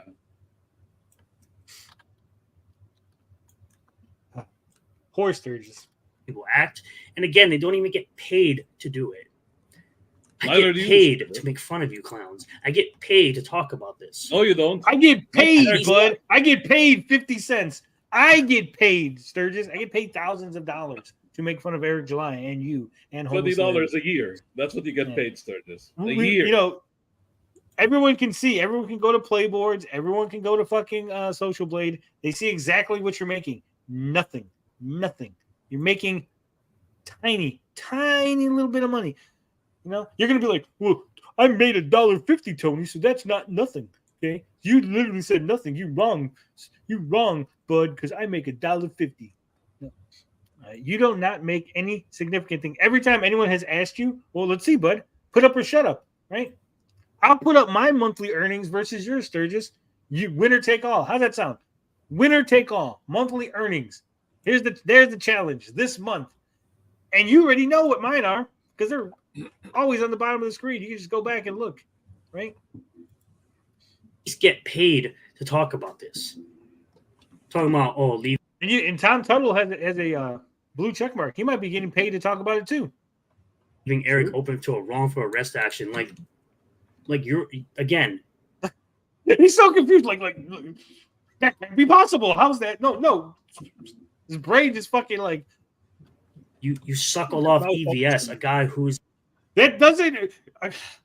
Eric might be open to a wrongful arrest action. Well, you suckle EVS, so no, like that's not how it works. Could you imagine, Your Honor? Eric July might have wrongfully had Riley arrested, but he likes EVS. Tom Tuttle sucks off EVS. Therefore, you must acquit, Your Honor. Eric July is free. You're like, Sturgis, get out of the fucking courtroom. Yeah, the Chewbacca defense. is a well-known doxer, and obviously I love that well-known doc. Who the fuck is a well-known doxer besides you, Sturgis? Who well-known doxes Dick Masterson every single time we talk about?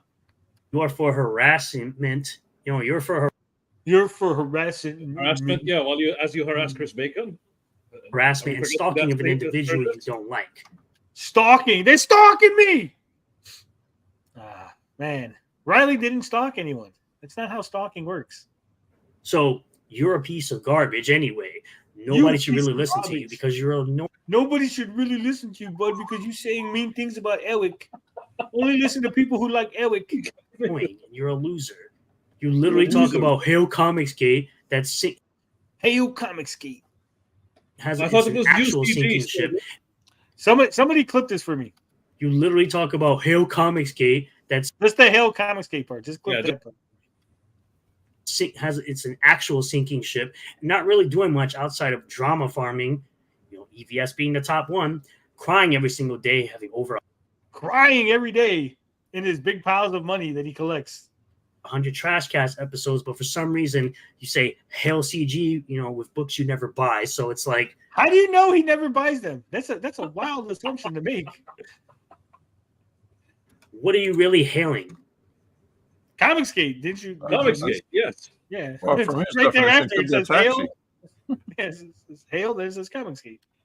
Are you really hailing anything? Because you don't support any of this stuff. You don't read any of this stuff. You don't care. How do you know that? How do you Does know? he know Tom? Does he Neither know? do you. Do You you like any stalking Tom Comicsgate Tuttle? Sturgis? Yeah, he's stalking Tom Tuttle. Care about any of this stuff. So why are you here? Why are you? He's not here. He's Why are on you here? Sturgis. He's not in the room with you. He's not here. He's not. I love how classy he sounded. Why are you here? Why are you here? Why are you here with us? Comicsgate is the tide. I've got my own boat. That's right. Matt Barr lost his job over doxing. Yep. All the supporters too. That's my real question. But just a reminder, tomorrow we'll be having a live stream with Mugen Lord, who will be talking about his. With Mugen Lord and No One Kicks.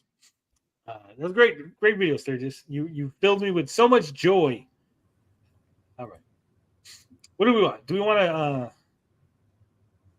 Katie Did clip, or do we want an Andy Smith, or do we want this Alex Reviews Comics?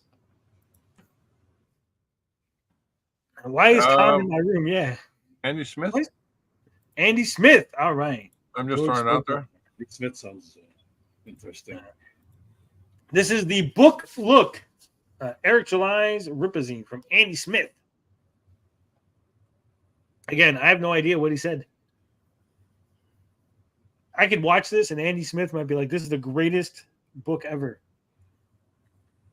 And he's now fully on board with the Rippaverse. Hello, everybody. It's Andy Smith, 33-year veteran of the comic book industry with... Hi, Andy. Another exciting book look. Or could you say magazine? Because this is stapled. So not really a book, more of a magazine. Rip. Oh! You just doing this because you hate Eric July, bud. You're just trying to get on that EVS grip. It's not even a book. You're supposed to be looking at books, bud. This is bullshit. It's fucking bullshit. It's got staples. It's a magazine. It's not a book. This bullshit. Don't even watch it, bud.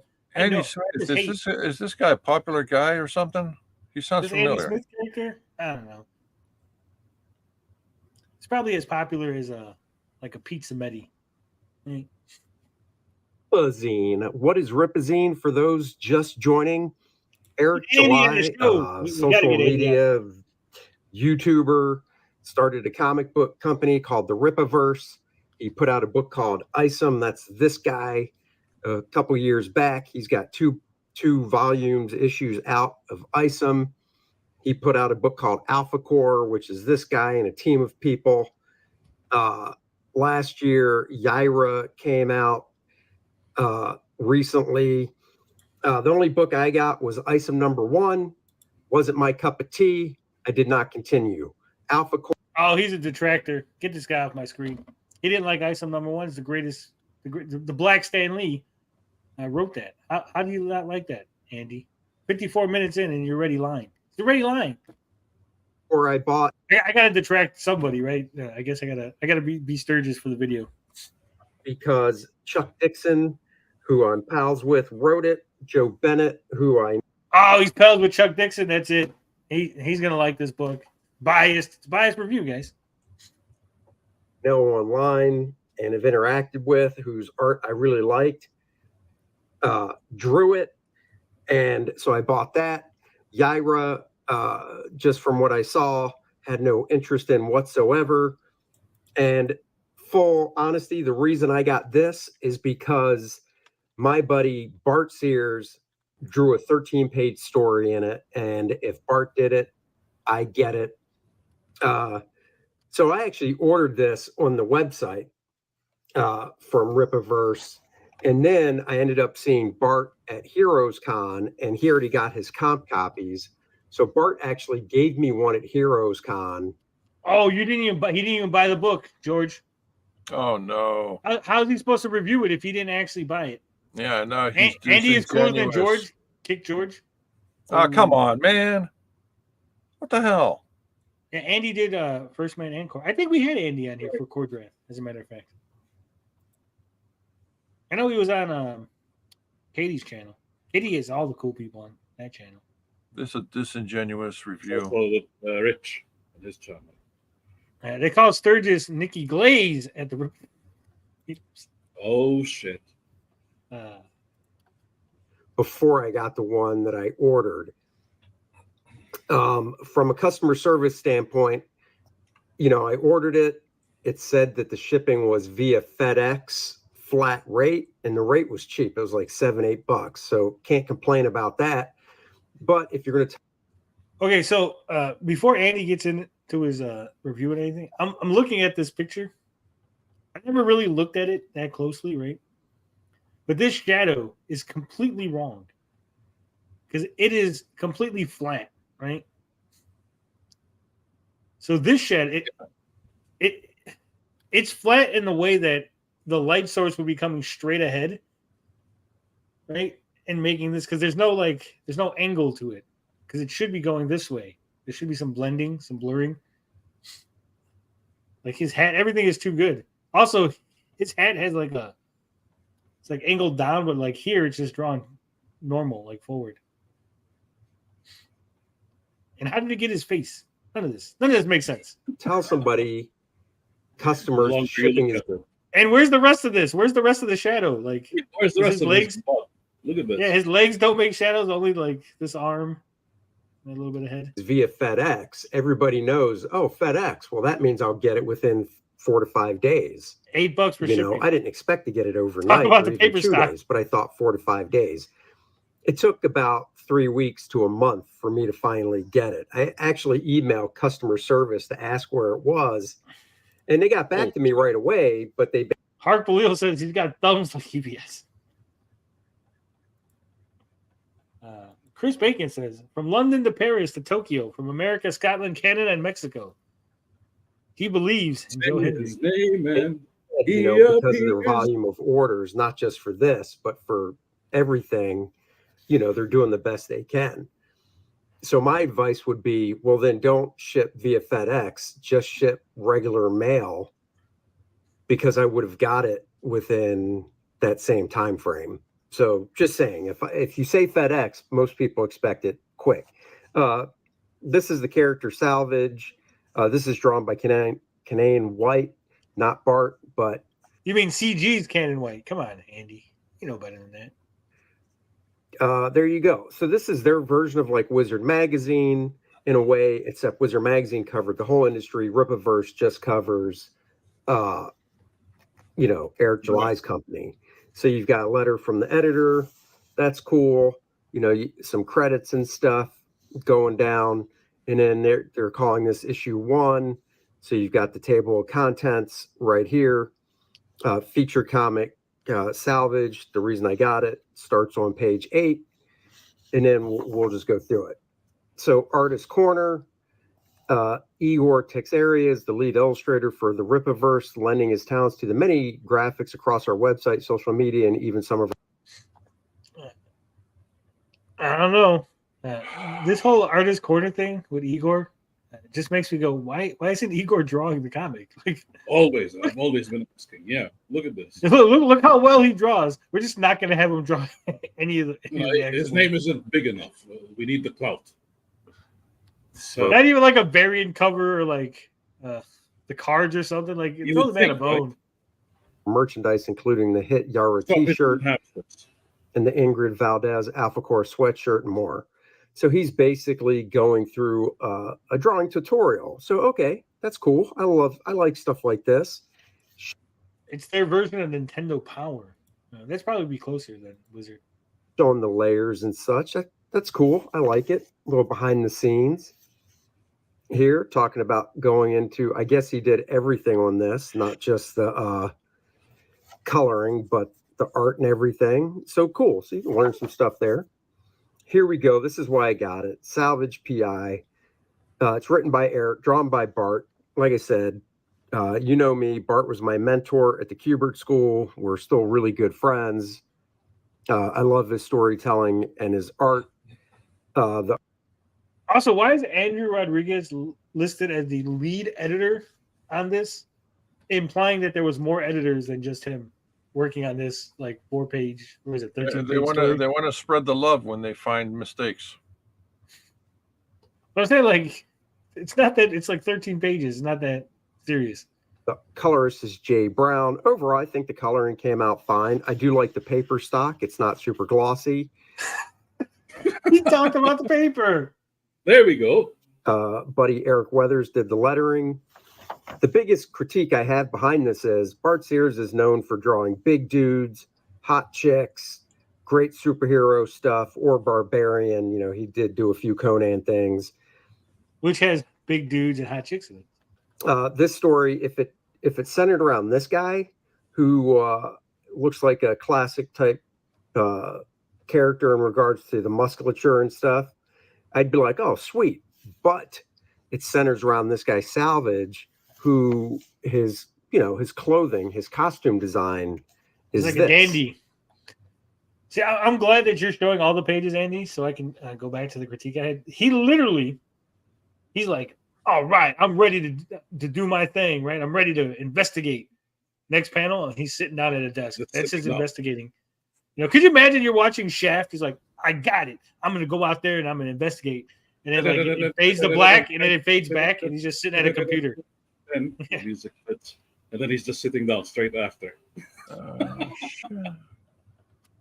It's a sharp dressed man in a suit.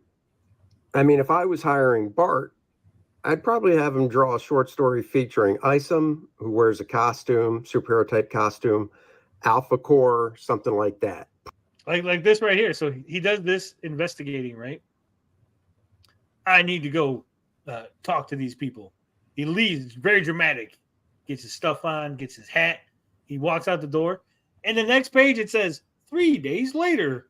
Probably not a guy in a suit. Super chat from Guy Who Likes Heelys. Guy Who Likes Heelys for $2.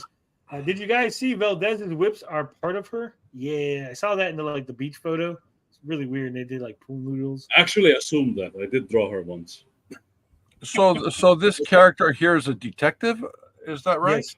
Yeah. He doesn't do much detecting, but yes, he is a detective. Oh, okay. Because RJ and I, we're coming up with our own detective series. Say his name and he appears. We call Leave it Andy alone. He was nice to me. We're not detracting Andy. Just having a little fun.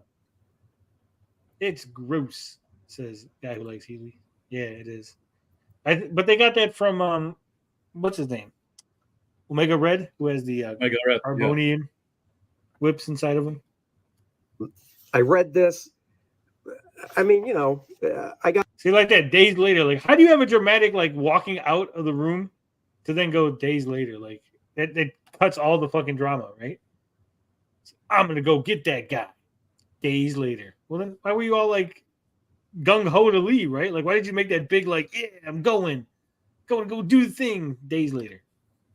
Got it for the art. The story really wasn't anything that I was like blown away by. Not my cup of tea. I guess this dude's superpower is he has super hearing. So, I mean, okay, his one power set is the dude can hear real good. I mean, that can be advantageous. Bart, of course, I think did a great job with the. When he'd die, every time he shoots his gun, like his super hearing would like fucking ears would explode. So the guy's got like a grandpa hearing aid? Yeah. Pretty much. Yeah, I'm going to go take a shit days later. Are we detracting Sensei? No, we're just watching Andy's review and just critiquing the book while Andy's got it open. I don't think I've said anything about it. It's one thing we can't deny. The art is good. I didn't agree with some of the choices, like the dramatic, like when he got up and then like. Obviously, yeah. The visuals, his panel-to-panel flow has always been something I've admired. The way he moves your eye across the page, his camera movement from long shots to pulling in closer. The dramatics, most of the story is a gunfight. He does really well. Facial expressions, things like this, which I'm sure wasn't written in the script. And what I mean by that, I'm going to go out on a limb and say it wasn't panel 1, 2, 3, 4, 5. Panel 6, Salvage hears something. Panel 7, pulling closer on his ear. Panel 8, pulling even closer. That's a Bart thing. And it works great. I mean, this dude's power is super hearing. So you're pulling in. Punch looks like a punch. Yeah, I didn't like the coloring though on the ear. Like you can see in the other one too. Hold on, I'm gonna hit the wrong button.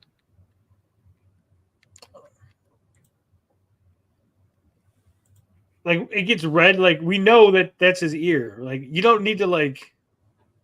Yeah, the red. Like to emphasize he's hearing. Like I can understand visually his ear. Oh, so we're zooming in on his ear. He must be hearing. You didn't need to make it red to be like, oh shit. Unless his ear literally turns red when he's using his super hearing, right? Like zoom out and you're like, oh, he's got a red ear. But I don't think that's the case. I think that's just like for dramatic effect. Salvage hears something, panels, and it works great. I mean, this dude's power is super hearing, so you're pulling in. So that's cool. It focuses on it.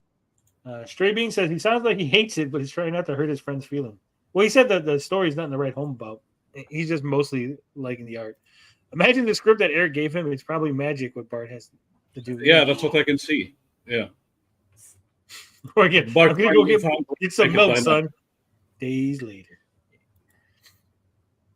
The superpower is ear hustling. Yeah, pretty much. I like the change of color and stuff. Just once again, I don't think this was using Bart to his best, what he's known for. If the whole... Yeah, I will say, I didn't like the ninja being so beefy, right? It's like the ninja, you think svelte and like sneaky. He's like super fucking beefy. Story was this guy, I would have been like, oh, hell yeah. Now, funny thing with this, when I saw this page, I was like, dude, that's really cool, Bart. And Bart sent me his original character design, and this guy actually wears something that looks like this, but it's kind of baggy and just normal clothing. So Bart, as the artist, took liberties and said, oh shit, he just exposed Eric. They basically were like, here's your ninja, but he just wears like regular shit. He's like, no. That's not cool. Like, let me give him some like cool ninja shit. You know what? I'm going to draw this guy wearing more skin tight stuff to make him look cooler. I think that's the proper choice. Good job, Andy. You detracted well. That was like secret detracting. Like that's right. I hope if Bart does more stuff with Eric July, Eric utilizes him better on stuff like his superhero stuff like Isom or Alpha Core. So we've got an interview with Chuck Dixon. I think that's awesome. Once again, Chuck is a great guy. We've had him on the DNA show. That's the Dennis and Andy show that I do weekly with my buddy Dennis every Wednesday at 3 p.m. Plug. Chuck's been in the business forever, written tons of stuff. So this was a nice interview. He's the strongest ninja. Yeah. Is that Mike Partika? He sounds depressed. No, that's Andy Smith. I don't think we need to go over the rest of this because he's just going to go. I just wanted to see what he said about the story. He really kind of glossed over. He was like, yeah, I didn't like it. But we got a late Isom review. Isom number 2 from this Alex Reviews Comics. He's got fucking timestamps and everything. So this should be good. Should be a nice professional review. And I'm going to go ahead and speed him up. I don't know what he sounds like, but I'm just going to assume, like everybody else on YouTube, he talks really slow. Hello, everyone, and welcome to the channel. My name is Alex, and today we're going to be reviewing Isom 2. You can find the review to Isom 1 on the channel as well. As per last time, we're going to be starting from the writer, Eric July, artist, Cliff Richards, and letterer, Gabe Al-Taib. First of all, I would like to comment on the physical item. This book has a smooth cover, unlike the first one. The first one wasn't smooth, the cover? His voice is a bit low. I can't. There's nothing I can do for that. Well, then we'll have to stay quiet then. To it, and it just feels much easier to flip through it. So I would say this is definitely an upgrade. I've noticed. I can't understand him whatsoever. All right, I'll slow him back down. Follow a similar pattern, so that is a definite plus. We can see that talk about the shipping. This particular cover, anyway, is going for a slightly more vintage look, and we're going to be seeing some new characters in this book. So let's get to it. So, like I said last time, the writing, and the quality of the writing in this book is similar to the last time. I gave it a 5, and I would say we're still pretty much there. The art as well, the coloring as well. The Oh letter shit! 5 out of what? It's like, is it a 5 out of 5 or a 5 out of 10? 5 out of 10. Imagine. But he didn't say. Like, it's hard to tell from his voice if it was a good 5 or a bad 5, right?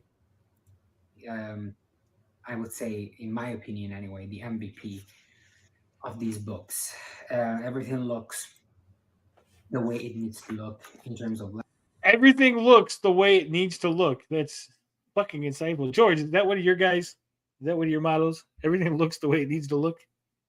Yeah, you know, as long as it looks the way it's supposed to look, and nothing more, nothing less, it looks okay. Yeah, 5 out of 20. He sounds like a fucking does. So the plot of this book for me is really hard to describe because, and that is one of the issues of this book, is there's a lot going on, and it's not clear what that is, or at the very least, it's not clear to me.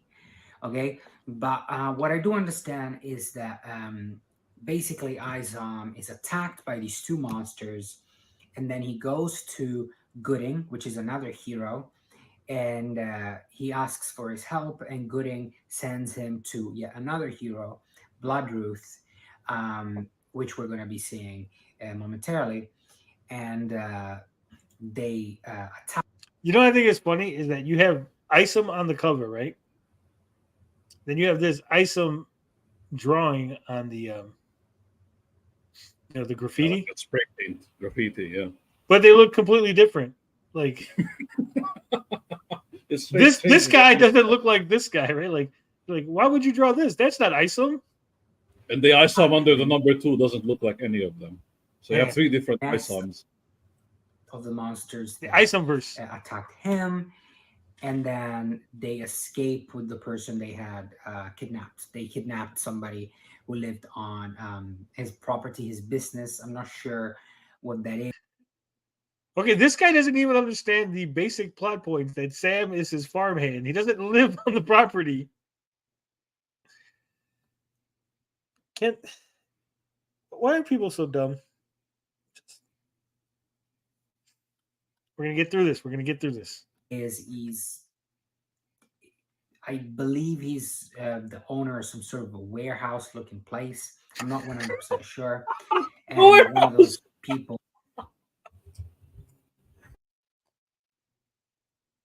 I hope English isn't his first language, so at least he has an excuse as to why he couldn't follow the story. Like, there's not much of a story there, and this guy still got lost somewhere. It when he's not there, got kidnapped, and they saved that person, and that's the end of the volume. Okay, so I want to talk about the things that I like about this book, and the start of the book is probably one of my favorite things, right? Because we see a flashback of Isom and why he hung up the cape, which is he doesn't have a cape. That this girl here basically died. She was killed by this villain, Chadron, and so I like that. PTSD. He likes that the white lady was killed. He's like, that white lady got killed. I like that. No. Someone needs to like check his basement. Is always a really interesting, gripping gimmick, if you will, to give a character. You can say so much about them through that, and it makes for a really great character arc. So that's great. It's not a character arc. She dies, and then he just quits. Your hero, everybody, Isom. The only issue I take with that is that we don't really explore this PTSD in the first volume at all, and we certainly do not experience it again after this flashback. It's just sort of never comes into play.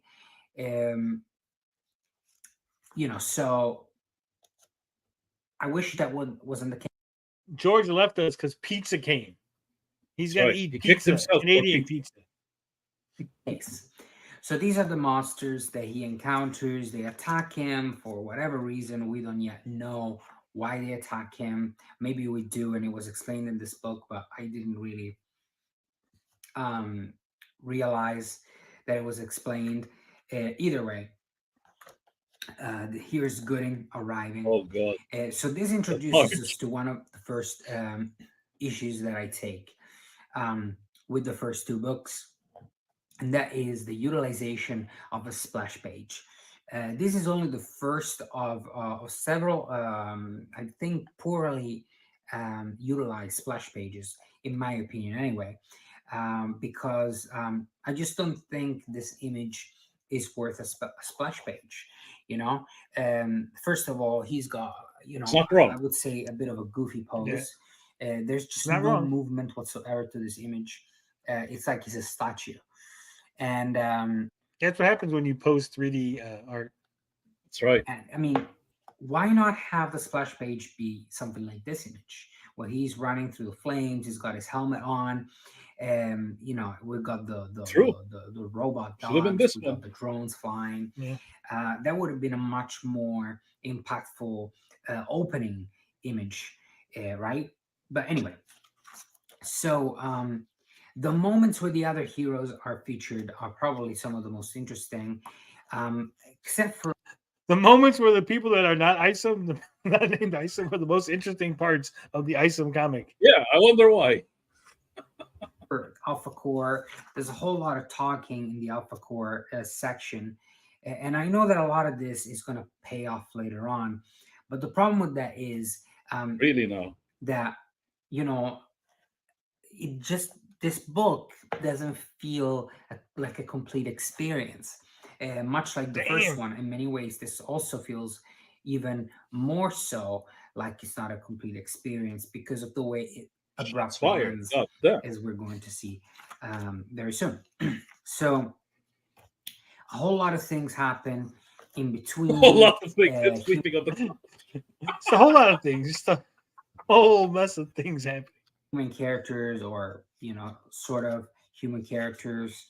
I mean, that fucking, like, this brush that he puts on everything, like, just like this fucking. Oh God, yeah, that weird texture. This villain to me is just not interesting. It doesn't, you know, it doesn't. It's not interesting for me, right? I mean, it's fucking everywhere. Like, same with Gooding. It's like there's like flies just everywhere. Inject him with some substance, make him a super villain, because so far to me he's just some forgettable guy. I would say mold, but you can see it's here too. Like, he puts it everywhere. It's like, yeah, Floor Spark, it just has nothing but fucking mold and fucking flies everywhere. And then we go into this whole other section. One guy, WrestleMania sort of situation with Shungai. Looks very much like The Rock. Did this motherfucker just say that this guy looks like The Rock and not this guy looks exactly like Stone Cold Steve Austin? Okay, look, there's Steve Austin and The Rock. There's The Rock DNA, by the way, because of the sunglasses and the tank top, right? And on top of that, he's Triple H because he holds a sledgehammer. So it's like all of the three fused. Yeah, but when it comes to look, like, he's a bald-headed white dude in a fucking t-shirt. Which is Steve Austin. It's Steve Austin. In Texas, of all places. I just don't understand what's happening here. I don't know how these things connect to the overall story. Okay? Ooh, this guy's getting a night letter. It just feels very disjointed. Okay? So some cool colors here, nice color theory at work with the pinks and the blues. So that's nice to see. It gives the city a little bit of identity, because to be fair, so far we have not seen anything different about Floor Spark. We know that it's called Floor Spark, you know, but it doesn't really have anything that makes it different, like Gotham or Metropolis, let's say.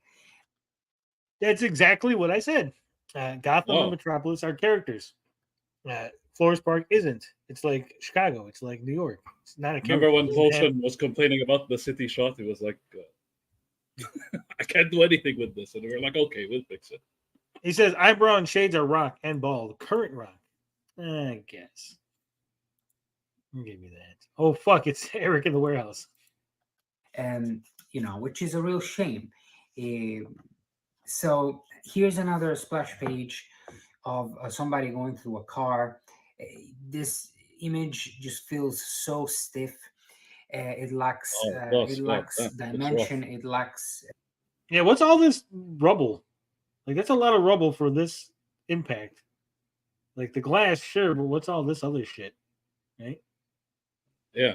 Like, why would the fucking mirror break off? It just hit the front. The rubble. Like, your mirror's not going to snap off. Where the crash is, not behind.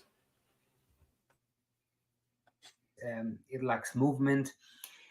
You know, the colors don't do it any favors.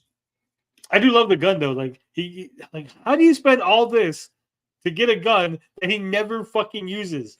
Never uses it. Walks in the room, hits the button, puts it in the holster, glasses on, never uses the gun. We have this this, I'm not sure what that's called, but basically this barricade. It's called a fucking barricade. It's stopping the clearly car. Doesn't know that my issue with this thing is it's taking most of the page away. Almost half of the page is just nothing, right? I mean, surely we could have been a splash page in a more effective way. Is all I'm saying. Let's see what's going on here. Right. So they arrive at Gooding's place, and this is yeah. When does Gooding get that place? Because that doesn't look like the Gooding house from fucking Gooding, right? Gooding just lives on like a little street, like a little fucking regular house. And this is like a huge fucking Gooding mansion with robots. A bit of a plot issue for me, right? Gooding, why would he leave two incredibly expensive robots at the entrance, right? I mean, why not just use some kind of AI-powered gate that can recognize people or whatever? That's what the robots are for.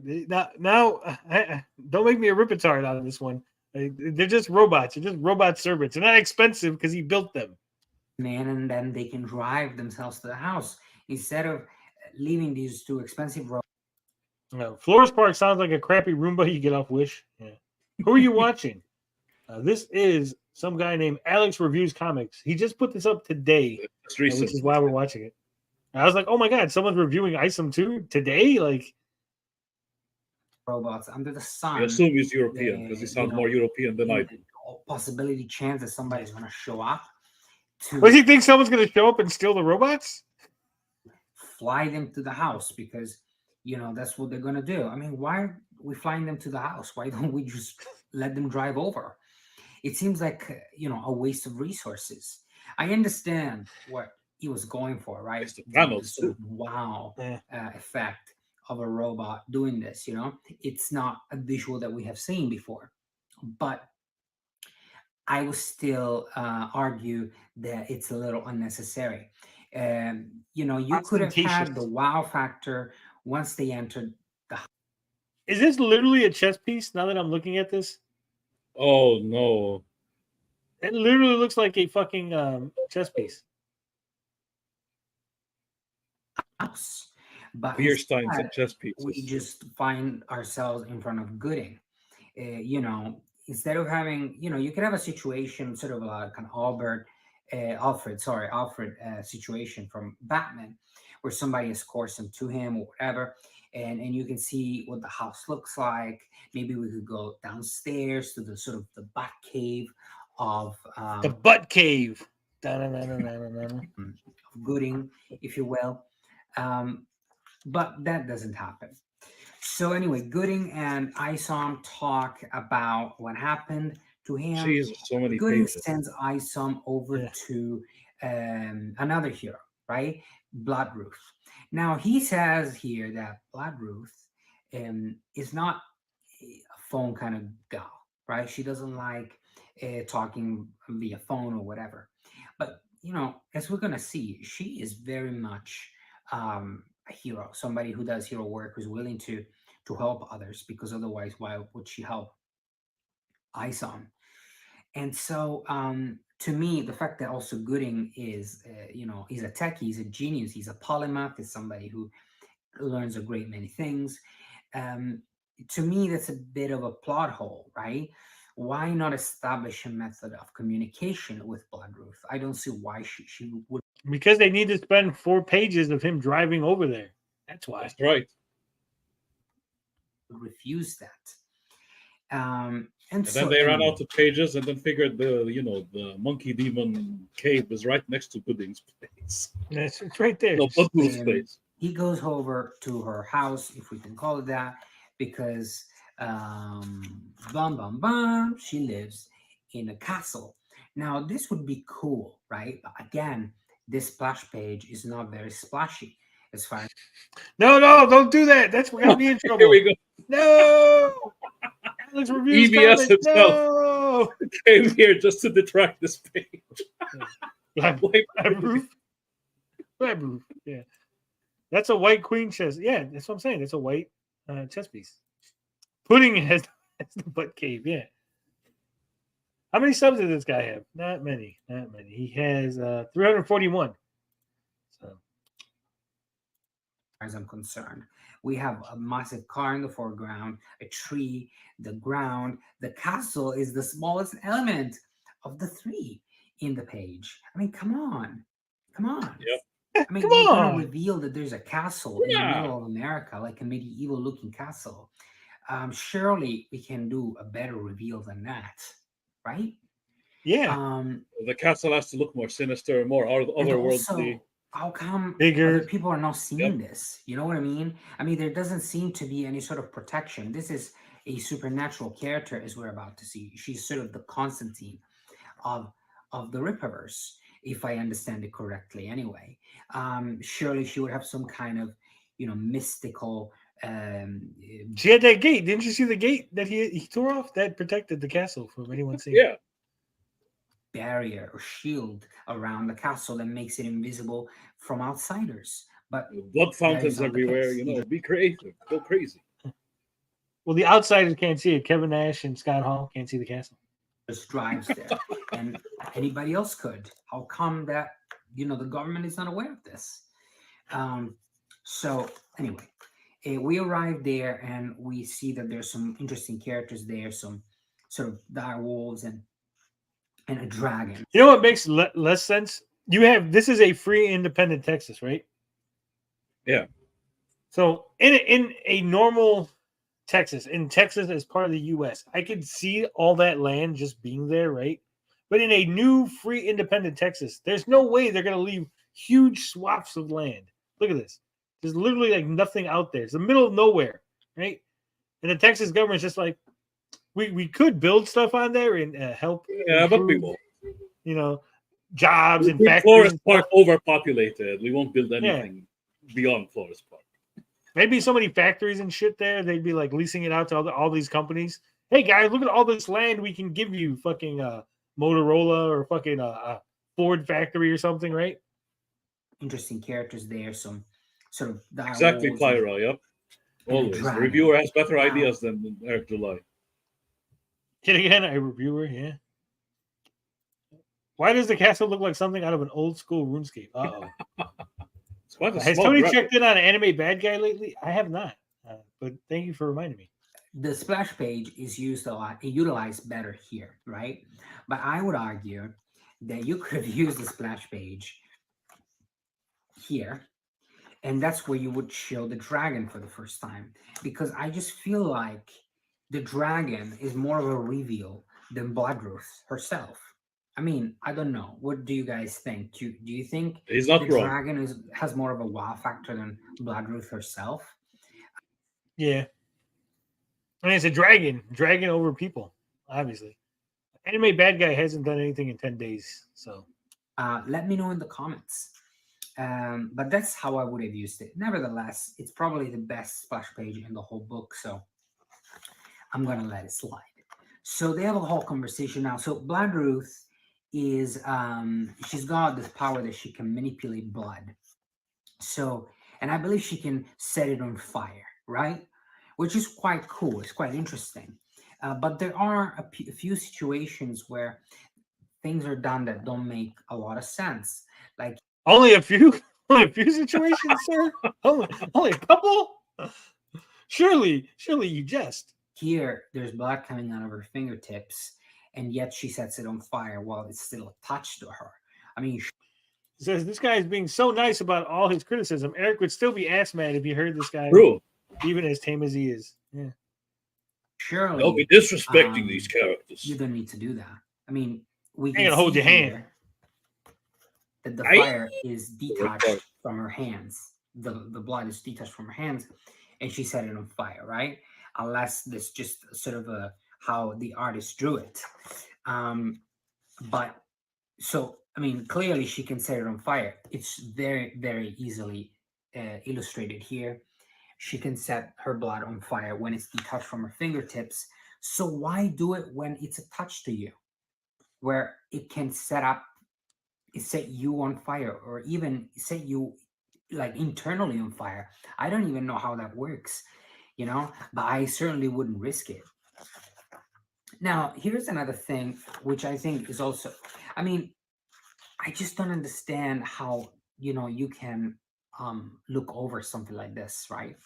So we can see here that she's struggling, and she's struggling because she has used too much blood, right? So that poses the question, why doesn't Blood Ruth use blood bags, right? Shit. Carrying blood bags. Oh yeah, like Spider-Man, you know, like the canisters.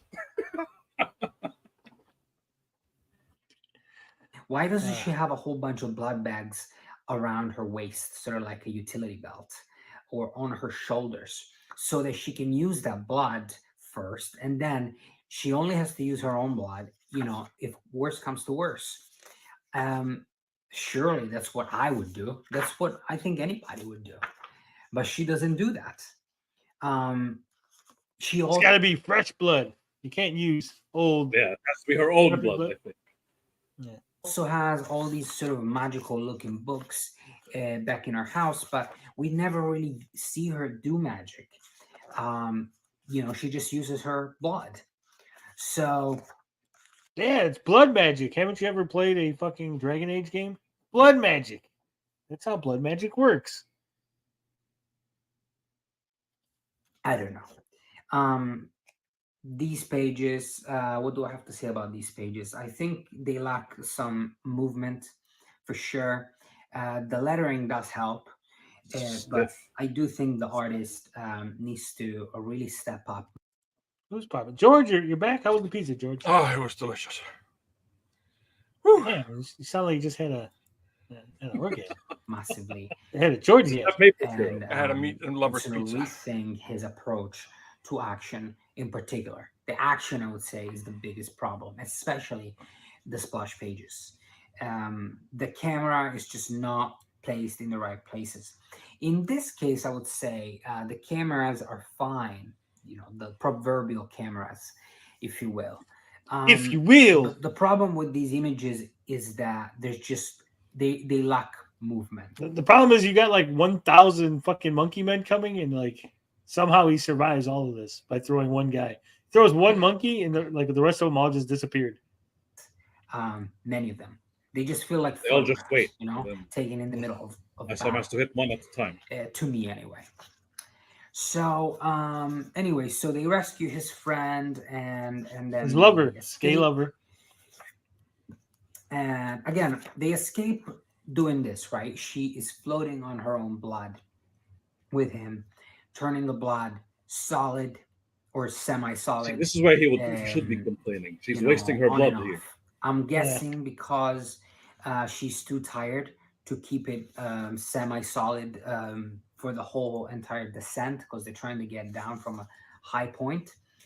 But actually, just make like a blood rope. We have seen here, right here, that she can control other people's blood, and we have like a dozen dead people here. Why not just use their blood? Oh shit! Know? So she does control other people's blood. But no, I don't think she controlled their blood. I think she was just reading the guy's blood. I think he's mistaking what's going on. She's using her blood, her own blood, you know, which beats me. So anyway, so that's another thing that I find a little puzzling. I do think these blood bags cannot be implemented sooner. They have to be implemented, absolutely. and because I mean, personally to me, it doesn't make sense that she would use her power this way. And then anyway, so her animals or her creatures arrive, they save the day, boom, end of the volume. So that's what I mean. It feels a little. Then we get the big ass reveal of Isom. Like, look at that, he's all cheeked up on a Monday. Like, is ending abruptly, you know? And I just feel like there should have been, I don't know, a few more pages. MCU after credits. 6 pages of sort of epilogue, if you will, you know, like wrapping the story up real quick for the next volume. But at least we do see a little teaser. Now, I have to tell you, this is probably my favorite page of the entire book. I like how it's drawn, and I like the color scheme. It works quite well. And so this is a teaser of what's going to happen in the next book, and we see this really cool looking villain just sort of pull up. So he pulled up. So that was Isom 2 Ill-Advised Part 2. So what do I think of this book? Again, just like the first book, I can't give Isom any more of a 6. And I think 6 is a little generous. In reality, it's more of a 5. But I'm giving it a 6. Also, it really was out of 10. It's trying to do so many things. And yeah, maybe it was a 5 out of 6. Like, I can't give it a 6. I can give it a 5 out of 6. And so I understand that you might end up falling a little short on certain aspects, trying to do so many things. So I think perhaps it's best to focus on the main characters and keep to the plot. You know, keep to the plot. Go from stay with Isom. Stay with Isom. Man, it seems like everyone keeps having the same criticism. Stop going off on side tangents. Stop fucking focusing on other things. Give us more information about the character whose name is on the fucking book. We don't really need to see all that much what the villain is doing. You know, we don't need to see everything that is going on. We didn't need to see Eusebio or Darren, all that shit. Yep. We didn't need to find out why did Isom quit. I mean, that's my opinion. I just found it a little disjointed because of that, a little confusing, hard to follow for me. Okay, so but anyway, overall, I would say 6 is fine, considering that I would still consider this part of 1, because these scripts were probably written ages ago when Eric was still at the beginning of this new adventure that we call the Rippaverse, and so you know, I'm willing to forgive it. But what I will say is, come Isom 3, I expect a massive improvement on everything. I want to see Isom get a better costume. Oh shit! You're asking for too much there. Yeah, that's it. It's over. I want to see more exploration of his PTSD. I want to see. What do I want to see? Wait, Isom has PTSD? I want to see the art improving 100%. I mean, he saw a girl die and then he quit. I don't know if that's PTSD. Exactly. Yeah, that's headcanon right there.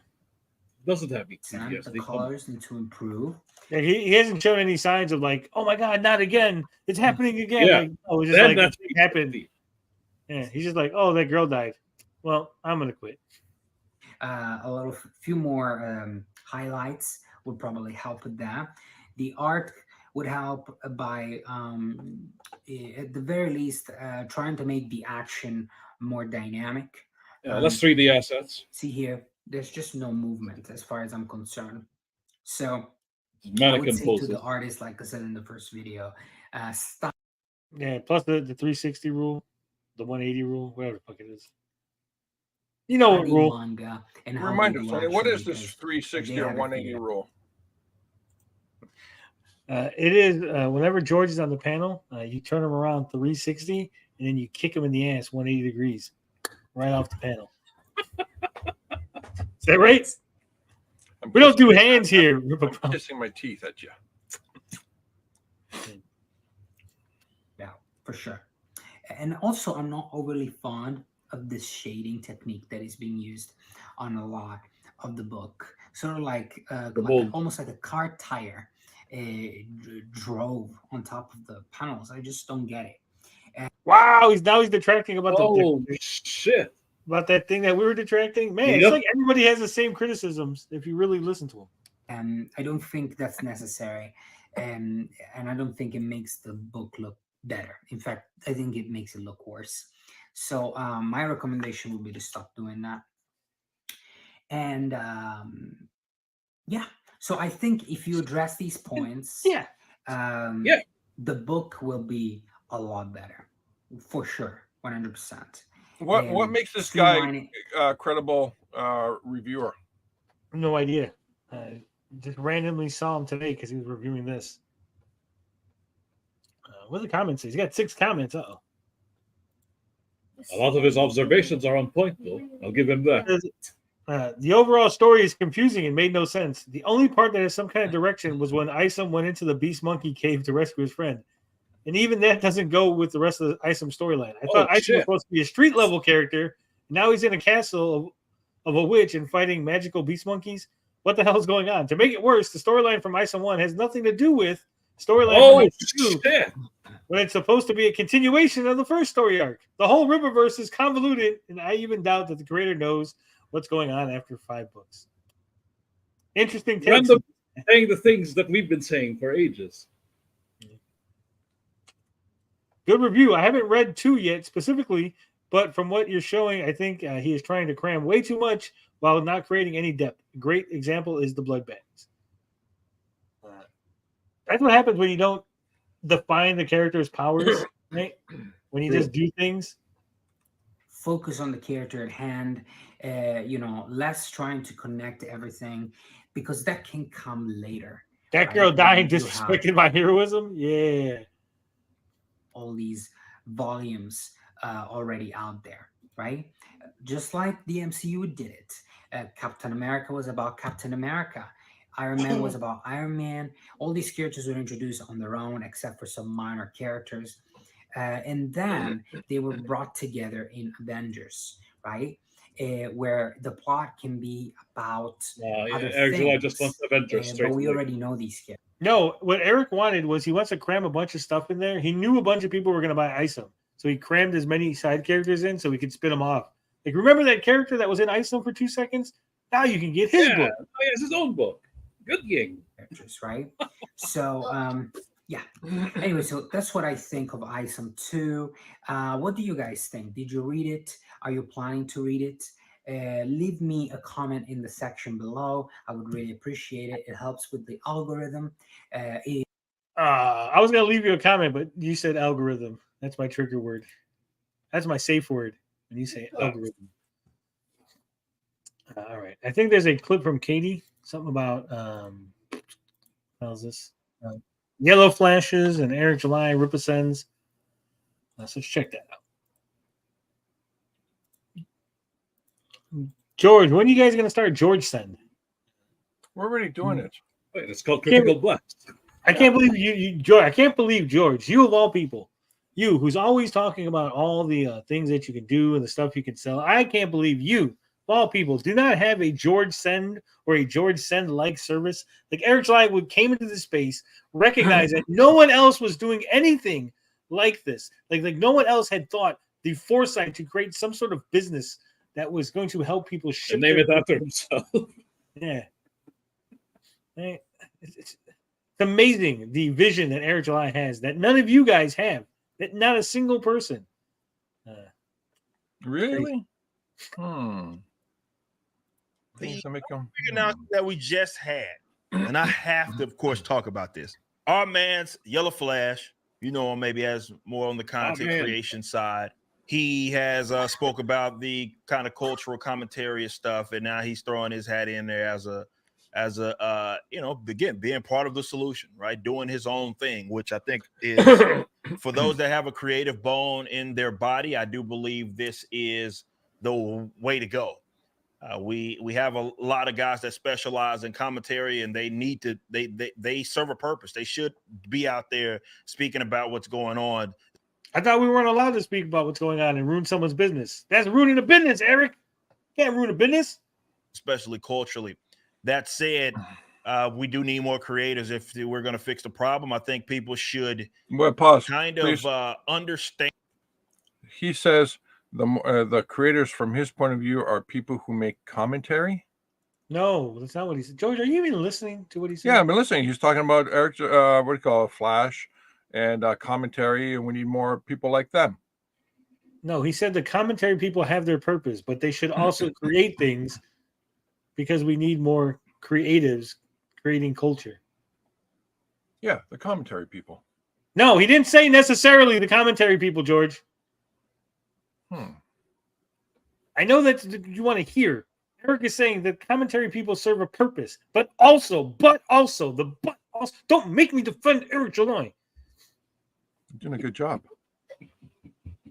And that everything, for the most part, that's mega corporate or attached to a mega corporation is compromised.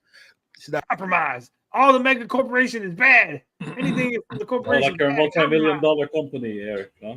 No, not mine. Not everyone else's. Yeah, he's the exception. Yeah. Not going to be a whole lot of changes that you're going to make happen on that. Is too compromised, is way too corporate. So we need to build, for the future. And for the future going to be Rippaverse.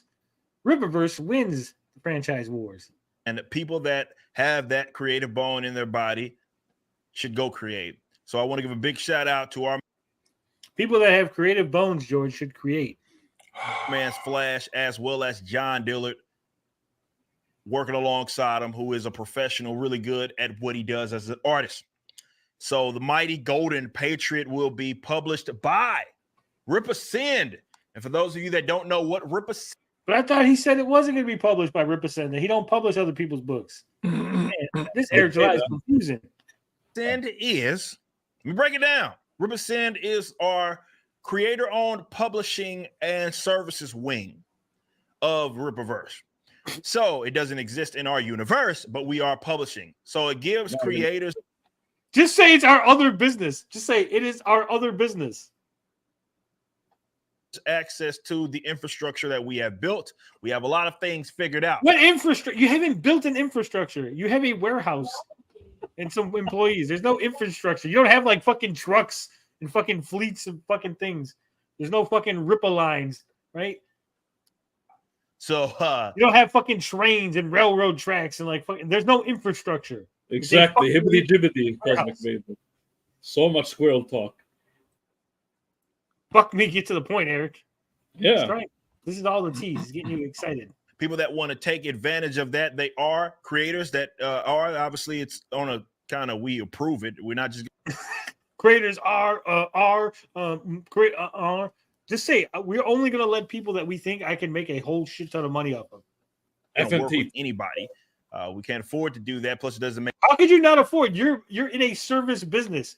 We can't afford to just help anybody. Like, could you imagine if like UPS is like, we'll send any package, but only for like really big and clients because we can't afford to like ship stuff for regular people. Like you guys suck. We can afford to support everybody at Critical Blast. These shouldn't even be advertising. If Rippaverse is only for like the elite, right? This should be a video that goes out to like be a thing, right? This should just be like a closed door, like, hey, check this out, Rippaverse. We can help you do your thing, right? Like not put it on YouTube for everyone to see. Sense. And through our like consultation process and everything, we make sure this is a good fit for everybody that's involved. Our consultation, what consultation process? Hey, I got a book that needs to be shipped. Well, see what it is we got employees. Are you okay with employees? Because we got employees, and they're gonna put your book on a pallet, and that pallet gonna go to the post office, and they're gonna ship it out. You have been consulted. That would be $500. We'll let Alex fight on the internet for you. There's your consultation. Say this is. Because my goal with Rippaverse is to obviously handle what a publisher would handle and get more eyes on the project. So the whole incentive there is to, it is a business at the end of the day, but we want to not only send these things over the finish line, but we want to send them over the finish line. This is gonna like just he's gonna try to get his hooks into things. Bet you any money. He's gonna be like, oh, you don't have the covers done. I got a cover artist. Don't worry. Just give me 10% of your comic. Just give me a 5% interest in your book. I get whatever opportunity. He'll nickel and dime. Yeah. As many people that are interested in that type of material, in this case, comic books, to buy it, which puts more money in your pockets, which means that you. So now, from what I'm hearing, he's going to advertise your books. Can, of course, expand should you have that sort of desire. And yell. Also, why is he giving this spiel, but also like fucking stuttering? He should have this down pat. He should have practiced this, right? Well, Flash does want to keep this thing going on. So, he hit me up after, and I want to give a shout out to Dan Vask in the chat, big shout out. But he hit me up after we had announced the Rippaverse. Dan Vask. And, he was just. Bull fucking shit. You announced the Rippaverse after you had already talked to Drunk 3PO and Yellow Flash. The idea that you didn't just come up with this idea without fucking people in mind, right? You went, hey, Drunk, I got this idea brewing. I'm gonna do this thing. I can publish your book. I can send it out. Blah blah. You interested? No one's launching this shit without clients. Why would you launch this without a single fucking client? Right? It makes no fucking sense. Hey, I got this new venture that's only going to take very specific clients, and we have none at the moment. And now I'm going to be behind the 8 ball hustling to try to find clients for this business that I just started. Right? That's interesting because Critical Blast and I, we launched the whole business with our clients, and now they're swarming to us. But the difference, George, is you just said it. You're not specific. You didn't say only certain people. He literally said he's only taking certain people, which means he has a very specific clientele in mind. You don't open a business like, hey, I'm opening this hamburger stand, but I only sell hamburgers to white people of German descent. Oh, you're not going to sell it to the vegans? No one else gets it. Only white people, German descent. You got to be 100% white and German to get these hamburgers. But I have no idea if there's any German people in this area, right? That makes no sense. I would scout it out and be like, oh, there's tons of German people here. That's why I'm going to open this Germans-only hamburger stand. You don't open up a business where you're going to publish books, but only for specific clientele without having any specific clientele in mind. What was he just hoping that specific clientele? Like, here's our criteria.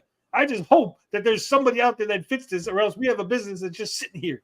It makes no fucking sense. But then again, it's Eric July, so maybe he would do that. I don't know. And the consultation process is this: Eric checked if he's blocked on Twitter. If not, you're out. He checks how many subs. How many subs you got? You don't got enough subs. You don't make. Wait. Is Theo? It looks like Sturgis goes in deep on what? Katie should edit in a black and white version of Eric saying on Nerd Bacon that Yellow Flash wasn't going to use Rippaverse. Yeah. Intrigued by it, Yellow Flash, that is. And I was surprised because, when you are at a certain level, you have a tendency to want to do things on your own. And I believe that if he had just asked me, like, hey, you want to he just asked me advice stuff, I would have had no problem giving it to him. But he wanted to work with us. So I take that. Yeah, very convenient, right? It's very convenient that we launched this business and you just wanted to work with us. Come on. That very seriously because this is a highly anticipated project for those that are followers of Flash. And he's been talking about this. John Dillard, everybody likes him. He's a great artist. Also deserves every bit of success that's going to come from this, right? And they are collaborating on this project, and I take that very seriously. We want to make sure this does as good as it possibly. I don't. I'm beginning to get the thing that Yellow Flash has connections to the entire Nerdrotic team, the Geeks and Gamers team, and a whole bunch of other places that's directly overlap with Eric July. So what exactly is Eric July going to provide Yellow Flash in terms of growing his audience? Well, see, I already got all these people that like comic books, and they bought my comic book, so they're gonna buy your comic book when I do this thing where I say you go buy his comic book, They were going to buy his comic book anyway. No, they wasn't going to buy his comic book because I didn't tell them to buy his comic book, because if he didn't use my business, I would have said, don't buy his comic book. Oh, there it is. Maybe. He was like, you see what happened to EVS? How I told people not to buy his comic book? You don't want that happening to you, Yellow Flash, now do you? Can, and it's going to be the second Rippaverse project that you guys will see. The first being, of course, Jay's Achromatic Chronicles Green. So I'm excited about this. I'm stoked about this. Again, it's something that I take very, very seriously, because this is he didn't have to come to us. Okay, he didn't have to publish through us by any means, but he wanted to, and we're going to make sure that we take this bad boy to the top. And I do want to touch on something real quick. This is just more on the personal tip and has little to do with Rippaverse. Well, then why are you talking about it? This is just on a personal tip. It had nothing to do with Rippaverse. So then just keep it to yourself. Just a tip. Yeah, just Rippa tip. There are people that are giving him shit, unfortunately. Oh no, there's people giving him shit, guys, this can't stand. We can't have this happen. Nobody give him shit. And not just, the usual suspects. Not the usual suspects. That's me. Am I the usual you mean suspect? other people? Other people, random people. Damn it. But Flash, as well as Dillard, but especially Flash, because he comes Flash, but as well as Dillard, but especially Flash. From the more, people know him more as a commentator. So it's like, hey, it's this YouTuber guy who's, doing something creative. No, hey, it's this retarded guy who gets drunk and like slurs his words, who doesn't know anything and is retarded. That's what it is. And a lot of it tends to come from elitist, right? And elitist. Oh, you elitist, George. These are problems that we have. Who the fuck is there like Marvel pros or something coming out against Yellow Flash? I don't think anyone gives a fuck. Yeah, is Mark Wade talking about Yellow Flash? He's creating a Phantom Menace so he can get sympathy. True. That movie sucked. I hope he doesn't create a Phantom Menace.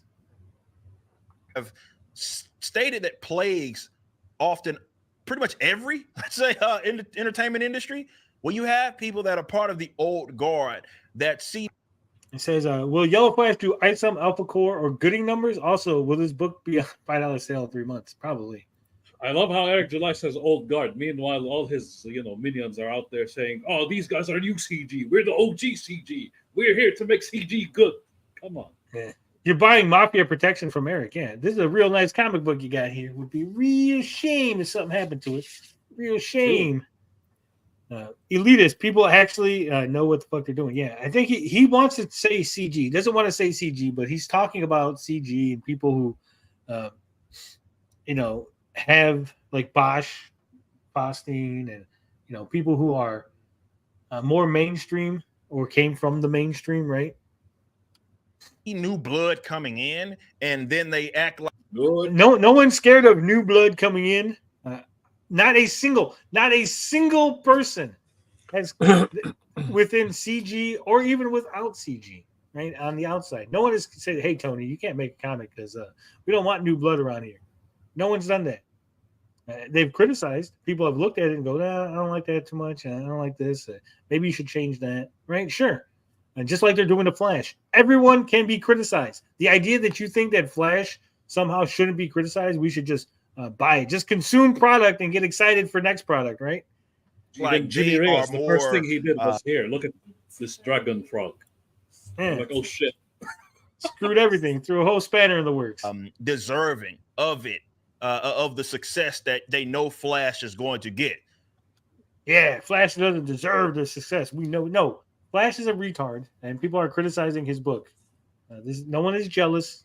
No one cares if he makes money. We can rightfully point out, just like you point out that Captain Marvel is a shit movie, we can point out that he has a shit product. And you shouldn't look at things like that. Look, there are going to be more, definitely now, right? This whole been doing this for X amount of years, or you're part of the industry, right? You went through the proper channels. Swear to God, this guy thinks that he's good. He believes that he wrote a good fucking story. I think that's the most infuriating part about this. Like, if he was a legitimate scammer, right? if I was like, nah, he doesn't actually believe that he's a good writer. He's just doing the part, just playing the role, right? Yeah, we'd leave him alone. Braggadocious, right, for the sake of it. But I believe that he truly, in his heart of hearts, thinks that he wrote a good story and that people are legitimately jealous of his talents, and that that there's some sort of animosity towards him because they're not as good as he is. That they saw his book and they're like, oh my God, Eric July is so great. I wish I could have written a story as good as Eric's. I think that's what he believes. To put this bluntly, nobody gives a shit. And you need to understand, and I'm just saying so you protect you and yourself and your own assets, this is going to be the way of the future. Protect you and your own assets. Is this a threat, Eric? Are you threatening people? This whole traditionally trained thing where you have... Yeah, who cares about people being traditionally trained? Fuck that. We don't need people to have to go to classes to learn how to write stories or to learn story structure. Yeah, we need random YouTubers keep saying Star Wars is dead to make comics. Any jackass could just start writing stories and drawing fucking picture books. It's all silly shit anyway, right? To jump through hoops and kiss ass in order to get be a part of the industry. Those days are done. Okay, you're going. Independent comics have existed forever, Eric. You fucking retard. Those days have never. There's never been you have to do this in order to make a comic book. You could have always made an independent comic book. Going to see a lot more of this in entertainment because, well, things are far more easily accessible, so people can learn things more efficiently without having to go through your typical schooling or having to be. God forbid someone goes to the fucking Kubrick school, right, and learns how to fucking draw. God, that's a stupid comment. He's saying, who cares about skill and talent? Yeah. Wait, he's saying shit about traditionally trained. You hired traditionally trained writers and your product is still shit. True. He says this as he's taking the industry sloppy seconds with Chuck and all of them. He has not hired anyone new to the industry. No, the one guy that's new to the industry, Igor, is the one guy he doesn't want to fucking give a book to. Who draws better than everybody else. Yeah. All these other people who did it their way. And plus, let's be honest, you guys don't have it figured out anymore. This is what I said, even as it pertains to the... You guys don't have it figured out anymore. You suck. Rippaverse. We're entering in this new age of publishing, especially as an independent. Damn, George. He's just shitting all over you guys. You guys don't exist to him. He's entering a new age. With he's talking about us? Really? He just said that they're entering a new age with his publishing. His publishing is ushering in a new age in independent comics. No one's done this before. It's brand new. Cool. Fantastic. Awesome. What is it? Rippaverse. No, it's really, Critical Blast, but with a Rippa shit on top of it. That's it? It's like imagine Critical Blast, but then really bad. Rippaverse. Rippaverse for when Critical Blast isn't in the fridge. It's funny that you mentioned Critical Blast because Critical Blast has, I think it's 3 or 4 warehouses. He has employees. Over 100 books have been released. Heck, in the last 2 weeks, actually 2 weeks ago, we released 8 books in 1 week. The fastest book that we've ever gone from pitch to into the market was 4 days. What is this guy here? This Rippa guy here? What is he doing that we're not doing already? Oh, and by the way, Critical Blast, Denelli Comics, and we're the first and only team publishers, whatever you want to call it, that release multiple formats at the same time into the market. No one else has done it before us. Let that sink in for a moment. Breathe it in. Breathe it in. I'm breathing. Yep. Just it's not. We're not going around, boasting or anything. It's just that we break new ground on concepts and we execute it instantly, quite quickly, actually. All right, let's try to finish this up because I got shit to do. independent. Nobody has this thing completely figured out. They have their own way of doing things, and that may work for them, but it also might not work for anybody else. It works for everybody. Wild West out there, and that's a glorious, Wild West, beautiful George. thing. It's This not is a what Wild West. decentralization is all about. It's not about a group of people, a cabal, if you will. A cabal. CG's a Three cabal. people. Who Three can people. do a comic, or who can do a movie, or who can do TV. That's not up for anybody to determine anymore. Now, I'm pretty sure you can't just do a TV. You can make a movie independently, sure, but I'm pretty sure you can't just do TV. Like, well, unless you take it. no, you can't. I mean, literally, like you can't. that. You cannot make an independent television show because there's no independent television station. Like that's the difference. Like you could release. Oh a no, movie. there is. The UHF system still exists, and it's out there. No one really pays attention to it. But if you that's what I'm saying. It just doesn't exist. When they say do TV, they mean be on like where people can see it. You can release an independent movie and get it into theaters where people will see it. You cannot you can't make a TV show and be like, Fox, you're putting this on. Like, no, it's just like put on YouTube. You break into the station and you hold the technicians hostage, and then you pop in the 8-track tape and tell them to play it. Yeah. The means have been decentralized, and now people can go get out there and be great, be awesome. And it's going to be up to the audience to determine, which is how it should be. That's how markets work. Not a group of elites determining what's good or determining. So a group of elitists, sort of like a group of commentators on YouTube and like a whole. Except the elitists are the consumers too. That's the part Eric July is forgetting. No, I'm talking about the Friday Night Tights. He goes, it's not up to a group of people to determine what's good. A group of elitists, like Friday Night Tights or Geeks and Gamers, who keep telling that Star Wars sucks, that Marvel is no good. Those people, we shouldn't listen to them, is what Eric July is saying. Essentially, we shouldn't be listening to YouTubers telling us whether or not media is good. It's up to the consumers. So if the consumers think that Captain Marvel is good because they made $1 billion, then I guess Captain Marvel is a good movie now, right? That's how it works. What you should be valuing. No, that's not how this works. The audience, the customers, the market determines if this is good, if this is not, if this. That's not, no. The market doesn't determine quality. Market determines whether or not people buy it. That doesn't determine quality. Just because a bunch of people buy pet rocks don't make pet rocks good. This is something that they're into. If it's something they're not into, and that's how it should be. So you're going to see a lot of youngsters, and let's be honest, there'll be guys that are going to come in and they're going to kick all of our asses. They're not going to kick my ass. They might kick your ass, Eric, but no youngsters coming in kicking my ass. And I welcome that. That's how it should be. Right? Go out there, be great. And yes, when you are working like in our case, you're gonna have that mixed blood, right? You're gonna have the new cats with the mixed in, the Chuck Dixons, the Joe Bennett's guys. All right, he's making me sick. I'm done with this shit. He's trying to bury himself into a whole lot of others. Yeah. What would the FCC think of Eric's anyone can do TV? Yeah. Billions of flies like shit doesn't mean it's good. Exactly. So tired of this guy. All right, we've been about 3 hours. We're gonna go ahead and cut it here, guys. I'm redirecting you over to my co-host. She's dressed as Shigo. She's eating some food. Go check her out. Give her some love. Tell her Frog Tony sent you. And as always, love, peace, booty grease. We out this bitch.